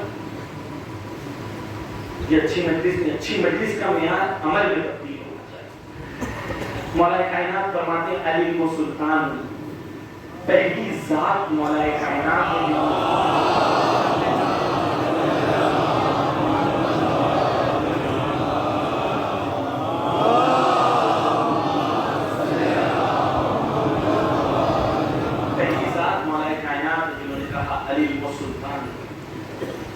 मौला अली से पहले लोग कहते थे दौलत और हुकूमत में कुदरत है, पैसे में कुदरत है, शोहरत में कुदरत है। मौला कायनात पहली जात है जिन्होंने कहा नॉलेज इज पावर, इल्म कुदरत। मौला कायनात दो स्टेट बताते हैं और आप और मैं इसकी तस्दीक करेंगे कि बिल्कुल ऐसा ही। मौला कायनात है अल इल्म सुल्तान, इल्म कुदरत, मन वजदहु साल अलैह, जिसने इल्म हासिल किया वो दूसरों पर गालिब होगा, और मन लम यजिदहु सील अलैह, जिसने इल्म हासिल नहीं किया दूसरे उस पर गालिब। आयतुल्लाह खामेनी कहते हैं इसकी तहलील करते हुए कि या तो आपके पास इल्म है तो आप गालिब होंगे, और अगर आपके पास इल्म नहीं है तो दूसरे गालिब होंगे। इसके बीच का कोई स्टेट नहीं। एक दो चीजें और बयान कर इसी से। मौलाना आप भी कहते हैं कुदरत हासिल करें, आरएसएस वाले भी कहते हैं कुदरत हासिल करें, फर्क क्या है? वो भी ताकत के पीछे, आप भी ताकत के पीछे। फर्क ये है कि मगरमच्छ भी ताकतवर होता है और दरख्त भी ताकतवर होता है। मगरमच्छ जितना ताकतवर होता है उतना दूसरों को दबोचता है, दरख्त जितना ताकतवर होता है दूसरों को उतना फल देता है, साया देता है। हुसैन के मानने वालों को ताकतवर होना चाहिए, क्योंकि आप दूसरों को ज्यादा फल दे सकते हैं, दूसरों को ज्यादा साया दे सकते हैं, क्योंकि आपके अंदर जज्बे ईसार करबला वालों से सबसे ज्यादा आना चाहिए। तो इल्म के जरिए से कुदरत को हासिल करो, मौलाए कायनात कहते हैं। आयतुल्लाह खामेनी कहते हैं, फैजान गिलानी बातें दिल कर रही हैं, आप लोग बहुत से सुन भी रहे हैं, लेकिन माजरत जो लोग खड़े हैं, काफी दूर तक लोग खड़े हैं, माजरत खाई करना चाहता हूँ। आयतुल्लाह खामेनी के पास कुछ लोग आए और उन्होंने आके कहा, न्यूक्लियर साइंस के बारे में कह रहे थे कि कुछ इंजीनियर जर्मनी से आए हैं, और जर्मनी से जो इंजीनियर्स आए उन्होंने कहा कि भाई ईरान ने तो इतनी तरक्की कर लिया, बायोटेक्नोलॉजी में यहाँ है, नैनो टेक्नोलॉजी में यहाँ है, स्पेस टेक्नोलॉजी में दुनिया में 10th पे है, 12th पे, 7th पे है। सैंक्शंस होने के बावजूद आप लोगों ने इतना कमाल कर लिया। जर्मनी के इंजीनियर्स कहते हैं अगर सैंक्शंस ना होता तो तुम क्या कर लेते? आयतुल्लाह खामेनी ने जो साइंटिस्ट ने ये कहा, तो आयतुल्लाह खामेनी ने मुस्कुरा के कहा हम कुछ नहीं करते। क्या कहा आयतुल्लाह खामेनी ने? हम कुछ नहीं करते। एक जिंदा दुश्मन का होना किसी भी कौम की तरक्की के लिए बहुत जरूरी है। 2014 में जो हुआ वो अल्लाह की तरफ से नेमत है हिंदुस्तान के मुसलमानों के लिए। उसके पहले सोए थे, अब जाग जाओ, वरना सोते रहते। जिंदा दुश्मन का होना जरूरी है किसी भी कौम की तरक्की के लिए। शेख मुतालिब कहते हैं आज अगर आज नहीं जागोगे तो कब जागोगे? आयतुल्लाह खामेनी कहते हैं देखो कि रेस है, एक रेस में कुछ गाड़ियां चल रही हैं, एक गाड़ी 100 की स्पीड से 50 साल तक चल रही है, दूसरी गाड़ी 50 साल तक सो रही है आराम से। 50 साल के बाद किसी ने उसको जगाया, भाई तुम्हें भी गाड़ी चलाना था, तुम्हें भी रेस में आना था, तुम्हें भी आगे बढ़ना था, तुम्हें भी कुदरत को हासिल करना था। 50 साल तक तुम सो रहे थे, अब 50 साल के बाद ये जब जागेंगे साहब, जो उम्मत मुस्लिमा है हिंदुस्तान की, 50 साल के बाद जब ये जागेगी, आयतुल्लाह खामेनी की मिसाल हिंदुस्तान की तब्दील कर, तो अगर ये 50 साल के बाद जागने के 100 की स्पीड से ही गाड़ी चलाए تو کیا وہ ان تک پہنچ پائے گی؟ نہیں پہنچ پائے گی۔ اگر تمہیں ان تک پہنچنا ہے، وہ 100 کی سپیڈ سے چلا رہے تھے تو تمہیں 150-200 کی سپیڈ پہ چلانا ہوگا۔ تمہیں علم کے میدان میں جہاد کے نام سے اگر وہ 4 گھنٹہ پڑھ رہے ہیں، تم 12 گھنٹہ پڑھو۔ کوئی جوان وہاں پر کھڑے ہوئے جوانوں کے ساتھ بیٹھے ہوئے، کیا ہو گیا اسکور، وراٹ کوہلی نے سینچری ماری کہ نہیں، ارے بھائی ہماری تو لکھنؤ کی ٹیم ہے، لکھنؤ واہ واہ، بمبئی ہار گئی، لکھنؤ جیت گئی، یہ ہو گیا۔ یہ منتظر ہوا کس چیز کا انتظار؟ الیکشن میں کون جیتے گا؟ 2 گھنٹہ بحث ہو رہی ہے، نہ تمہاری بحث کرنے سے کوئی جیتے گا نہ کوئی ہارے گا، اور دوسرا بھی جیت جائے گا تو وہ بھی ایسا ہی ہوگا، ابھی تھوڑا بہت فرق ہوگا۔ آپ کی ذمہ داری یہ نہیں کہ آپ کی ذمہ داری، جوانوں سے کہہ رہا ہوں، 16 سال سے 26 سال، 15 سے 25، 10 بزرگان کی اجازت سے، علماء کی اجازت سے 15 سے 25 سال کے جوانوں کی اصلی ذمہ داری کتاب پڑھنا ہے۔ اتنا دیر مسجد اور امام بارگاہ میں رہیں کہ آپ کا کنیکشن روحی حسین سے اور خدا سے باقی رہے، صرف اتنی دیر۔ باقی پورا وقت آپ کا عزاداری میں نہیں، آپ کا پورا وقت اس ایج میں، اس ایج میں پورا وقت آپ کا کتابوں کے ساتھ گزرنا چاہیے، تاکہ آپ ہندوستان کے نمبر 1 سپاٹ کو حاصل کریں اور وہاں سے جا کے حسین ابن علی کے کلام کو کہیں۔ آپ وہ عزاداری کریں جو لاکھوں کروڑوں لوگوں کے لیے متاثر کر سکو۔ یہ تب انسان کرتا ہے جب اس کی آئیڈیالوجی کلیئر ہوتی ہے۔ اگر رسموں سے بندہ ہو تو وہ رسموں کے پیچھے بھاگتا ہے، 7 کو مجھے یہ کرنا تھا، 8 کو وہ کرنا تھا، 9 کو وہ کرنا تھا، 10 کو وہ کرنا ہے، 11 کو جا کے گھر پہ سو جائے۔ 7، 8، 9، 10 اس لیے تھے کہ 11 کو جوان میدان میں امام حسین کی خدمت کے لیے حاضر ہو جائے، اتنا جذبہ اس کی روح میں جا جائے۔ بس عزیزان گرامی، علم حاصل کریں۔ جوانوں کو کہنا 16 سے 25 سال کے، خاص طور پہ جوان جو ہیں، آپ کی زندگی میں پہلی پرائیورٹی علم حاصل کرنا ہے۔ تو اس سے پہلے ان فیلڈز کو سلیکٹ کرنا ہے جو فیلڈز قدرت کو حاصل کرتی ہیں، ان فیلڈز کو جو آپ کو انفلوئنشل بناتی ہیں، اور آپ کو انفلوئنشل بن کے آپ کو دوسروں کی خدمت کرنا ہے۔ ایک اور چیز میں بیان کر دوں، لوگوں نے خواہش بھی کی تھی، تارک مہتا کا الٹا چشمہ ایک سیریل آتا ہے، آپ نے سنا ہوگا کلپ، یا پھر ہم نہیں سنا ان کے لیے بیان کرو، سب ہنستے ہیں ماشاءاللہ، سب دیکھتے ہیں، اس بات کا سلوار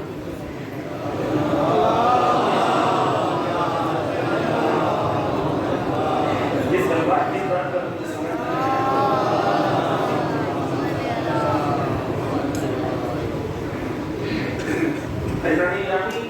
اس سیریل میں مسلمان کالونی کے اندر نہیں رہتا، کالونی کے باہر رہتا ہے۔ وہ آپ کو اپنے ساتھ نہیں رکھنا چاہتے، آپ کو باہر رکھنا چاہتے ہیں۔ وہ آپ کو ایسا کام دینا چاہتے ہیں کہ آپ چھوٹی دکان چلاؤ اور ان کی خدمت کرو۔ ان کے نیو انڈیا کے کانسیپٹ میں آپ کا اسٹیٹس یہ ہے، اور اسی چیز کو ہم دیکھتے ہیں، مزہ آتا ہے۔ اتنی سب سٹینڈرڈ کامیڈی میں نہیں دیکھی، اتنی سب سٹینڈرڈ۔ ایک آدمی دوسرے کی بیوی کو چھیڑتا ہے، یہ اس کا مین پلاٹ ہے، اور اس میں ہمیں مزہ آتا ہے کہ کوئی مرد کسی اور کی بیوی کو چھیڑے، یہ مزے کی بات، مزے کی بات، شرم کی بات ہے۔ کلچر، آپ کے بچے بڑے ہو رہے ہیں، یہ دیکھ دیکھ کے جب یہ بڑے ہوں گے تو انہیں مزہ آئے گا دوسروں کی بیویوں کو چھیڑنے۔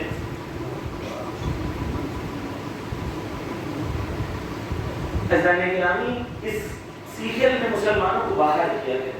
ہمیں قدرت جب تک ہم حاصل نہیں کریں گے، جب تک ہم ان سے مقابلہ نہیں کر سکتے۔ یہ آپ کو پنچر والا بنانا چاہتے ہیں، آپ علم کی اس پوزیشن پر بیٹھو کہ یہ 3 دن کے بعد 3 دن لگے وہ آپ کی ایک اپوائنٹمنٹ کو لینے کے. یہی جو آپ کو پنچر والا بنانا چاہتے تھے یہ مجبوراً فائل لے کے آپ کے سامنے کھڑے. بس جوانوں جاگنے کا وقت، انقلاب کا وقت، انقلاب علمی انقلاب، روح میں انقلاب، پاکیزگی کا انقلاب، بصیرت کا انقلاب، امام کے خیمے میں شامل ہونے کا انقلاب، آیت اللہ خامنہ آیت اللہ سیستانی کے پیچھے چلنے کا انقلاب، جہالت کو چھوڑنے کا انقلاب، گناہوں کو چھوڑنے کا انقلاب، اپنی نفس کو پاکیزہ کرنے کا انقلاب، اور امام کے سامنے اپنے آپ کو حاضر کرنے کا انقلاب. فیضان گرامی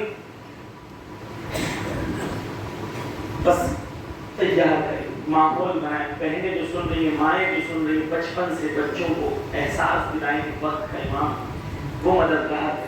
علم حاصل کرو، جب تھک جاؤ کتاب کھولو، اللہم اجل ولی کر کے پڑھیں. امام کو کہیں کہ آپ مدد کریں. آپ یقین جانیں کہ ممکن نہیں ہے کہ آپ مدد مانگے وہ مدد نہ کریں.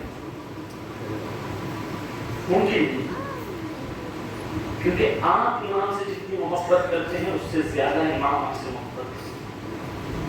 ہم جتنا اہل بیت سے محبت کرتے ہیں اس سے زیادہ اہل بیت ہم سے محبت کرتے ہیں. بس اپنی زندگی میں مشن بنائیں، مقصد بنائیں. سب پیدا ہوئے سب مر جائیں گے، سب پیدا ہوئے سب مر جائیں گے. 2 طریقے کے انسان اس دنیا میں جیتے ہیں.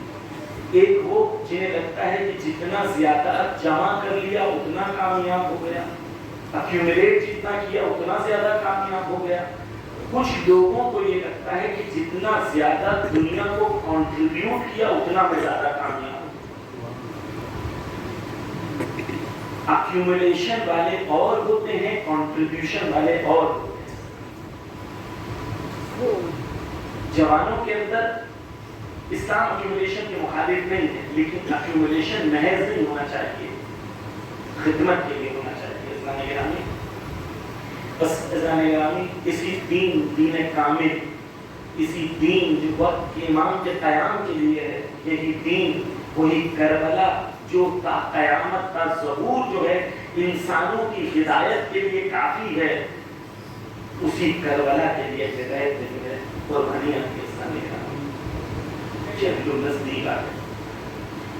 کتنا ہماری روحوں میں حسینیت آ سکی، کتنا حسین میری کی محبت میرے روح میں آ سکی، کتنا نفس میں آ سکی، کتنا میں اپنے آپ کو امام کے سامنے حاضر کر سکتا. روزہ اربعین کتنے خلوص سے میں امام کو کہوں. فیضان گرامی روزہ اربعین اور زیارت اربعین امام نے کہا ہے کہ ہماری نشانیوں میں سے، مومن کی نشانیوں میں سے ایک نشانی. علماء بیان کرتے ہیں ایسا کیوں؟ اس کی ایک علت بیان کرتے ہیں کہ جو مفاہیم زیارت اربعین میں ہیں وہ شیعہ آئیڈیالوجی کی تقریباً عکاسی کرتی ہیں، شیعہ نظریے کی عکاسی کرتی ہیں. جب زیارت پڑھیں گے تو پھر ترجمہ بھی پڑھیں گے. اس میں ہم کہتے ہیں، امام سے وعدہ کرتے کہتے ہیں امام نصرتی لکم معدہ، اے امام میری نصرت تمہارے لیے حاضر ہے. زیارت اربعین تجدید بیعت کا نام ہے، امام کے ہاتھوں پہ بیعت کرنے کا نام، اپنے آپ کو امام کے حوالے کرنے کا نام. زیارت کا مطلب جا کے چون کے آ جانا نہیں ہے. زیارت کا مطلب وہ ہے کہ وہاں جاؤ تو کچھ اور بن کے جاؤ، جب پلٹ کے آؤ تو صرف حسینی کرنے کو لگے. تجدید بیعت کا نام ہے. تو ان مجلسوں کا اگر اثر ہوگا تو کل جوان امام سے آنکھوں میں آنسو رکھ کے کہے گا نصرتی لکم معدہ، امام میری نصرت آپ کے لیے حاضر ہے. اس وقت تک کے لیے زیارت کے جملے، اس وقت تک جب تک میری جان نہ نکل جائے، میں آپ پر قربان نہ ہو جاؤں، تب تک میری نصرت آپ کے لیے تیار. زیارت اربعین پڑھنے سے پہلے اپنی نفس کو، اپنی روح کو اس طریقے سے تیار کریں کہ امام کے سامنے حاضر ہو سکے، امام کے سامنے حضور کے ساتھ کہہ سکے نصرت لکم معکم لا اعدوکم. زیارت کے جملے کہ ہم آپ کے ساتھ ہیں، آپ کے دشمنوں کے ساتھ نہیں ہیں، یعنی خیمے حق میں یا خیمے باطل میں نہیں. میری نصرت میرے علم سے، میرے بزنس سے، میرے کریئر سے، میرے بچوں سے، ہر طریقے سے میری نصرت آپ کے لیے آمادہ اور تیار ہے. یہ کیسے آتے ہیں؟ نصرت لہو معطا. ایزان گرامی بس زیارت اربعین پر پڑھیے گا انشاءاللہ خلوص سے. یہ سوچ کے پڑھیے گا کروڑوں میں آج زیارت اربعین نہیں گرم میں پڑھی، ہم نہیں پہنچ سکتے. ہم کیا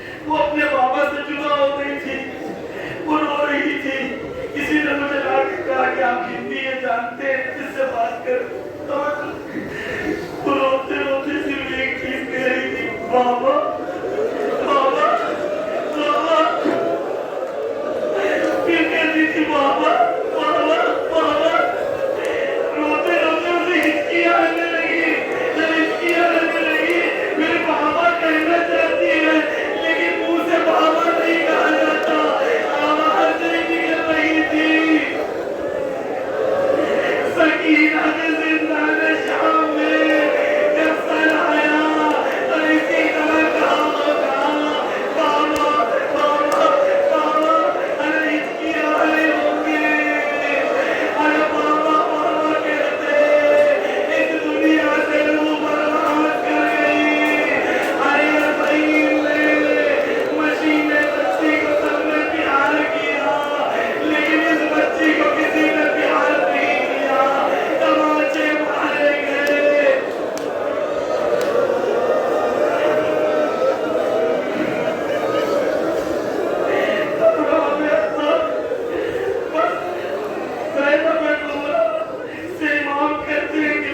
बताए क्या करना चाहती है, कहती है कि मैं इस मस्जिद में इस शाम में 7 दिन गम की मजलिस करना चाहती हूँ। और ज़ैनब कुबरा तुम पर लाखों सलाम, कातिल के घर को अज़ाखाना बना दिया। और बाबे रज़ा तो गुनहगार इंसान हूँ, जब मैं पढ़ रहा हूँ आप तसव्वुर कर रहे हैं और इतना हो रहे हैं, अब सोचे जब ज़ैनब कुबरा तो नहीं होगी, इसने अपने हाथों से अपने भाई का गला कटते हुए देखा। अरे किस हाल और हालत में पड़ा होगा। इमाम ज़माना कहते हैं जब मैं मंजर देखता हूँ इतना रोता हूँ कि आंखों के अश्क सूख जाते हैं, उसके बाद आंसू निकलते हैं। अरे ज़ैनब कुबरा ने किस हाल से वो मजलिस पड़ी होगी।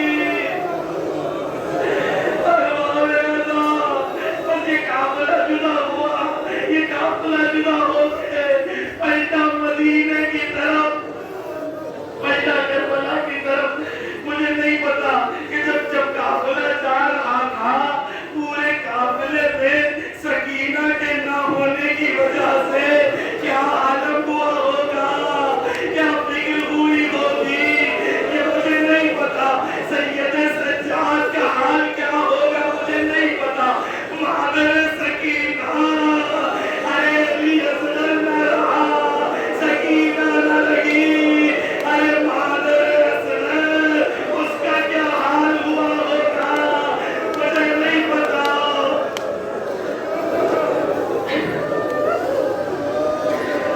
गिरामी काफिला चला, बस काफिले में चलने का इस वक्त फर्क ये है कि सैयदे सज्जाद के हाथों में हथकड़ियां और पैरों में बेड़ियां नहीं है। ये काफिला करबला पहुंचता, करबला में कब्र हुसैन के पास जाबिर बिन अब्दुल्लाह अंसारी मौजूद थे। जाबिर बिन अब्दुल्लाह अंसारी कब्र हुसैन के पास पहुंचते हैं। अतिया को कहते मुझे बीच में खड़ा कर, अतिया बीच में खड़ा करते हैं। जाबिर कहते अस्सलामु अलैका या अब्दुल्लाह, अस्सलामु अलैका या अब्दुल्लाह। कहते क्या एक दोस्त दूसरे दोस्त को जवाब नहीं देगा, खुद की बात में कहते हैं मेरे जवाब कैसे दे जब सर तक से जुदा हो गया हो। अब बाबे रज़ा कुछ ही देर के बाद काफिला दाखिल होता है, काफिला आता है। अतिया से पूछते हैं कौन आ रहा है, अतिया जाके देखते हैं पता चलता है सैयदे सज्जाद आ रहे हैं। बाबे रज़ा सैयदे सज्जाद नज़दीक पहुंचते हैं। बस आखिरी चीज बयान कर रहा हूँ, सैयदे सज्जाद जब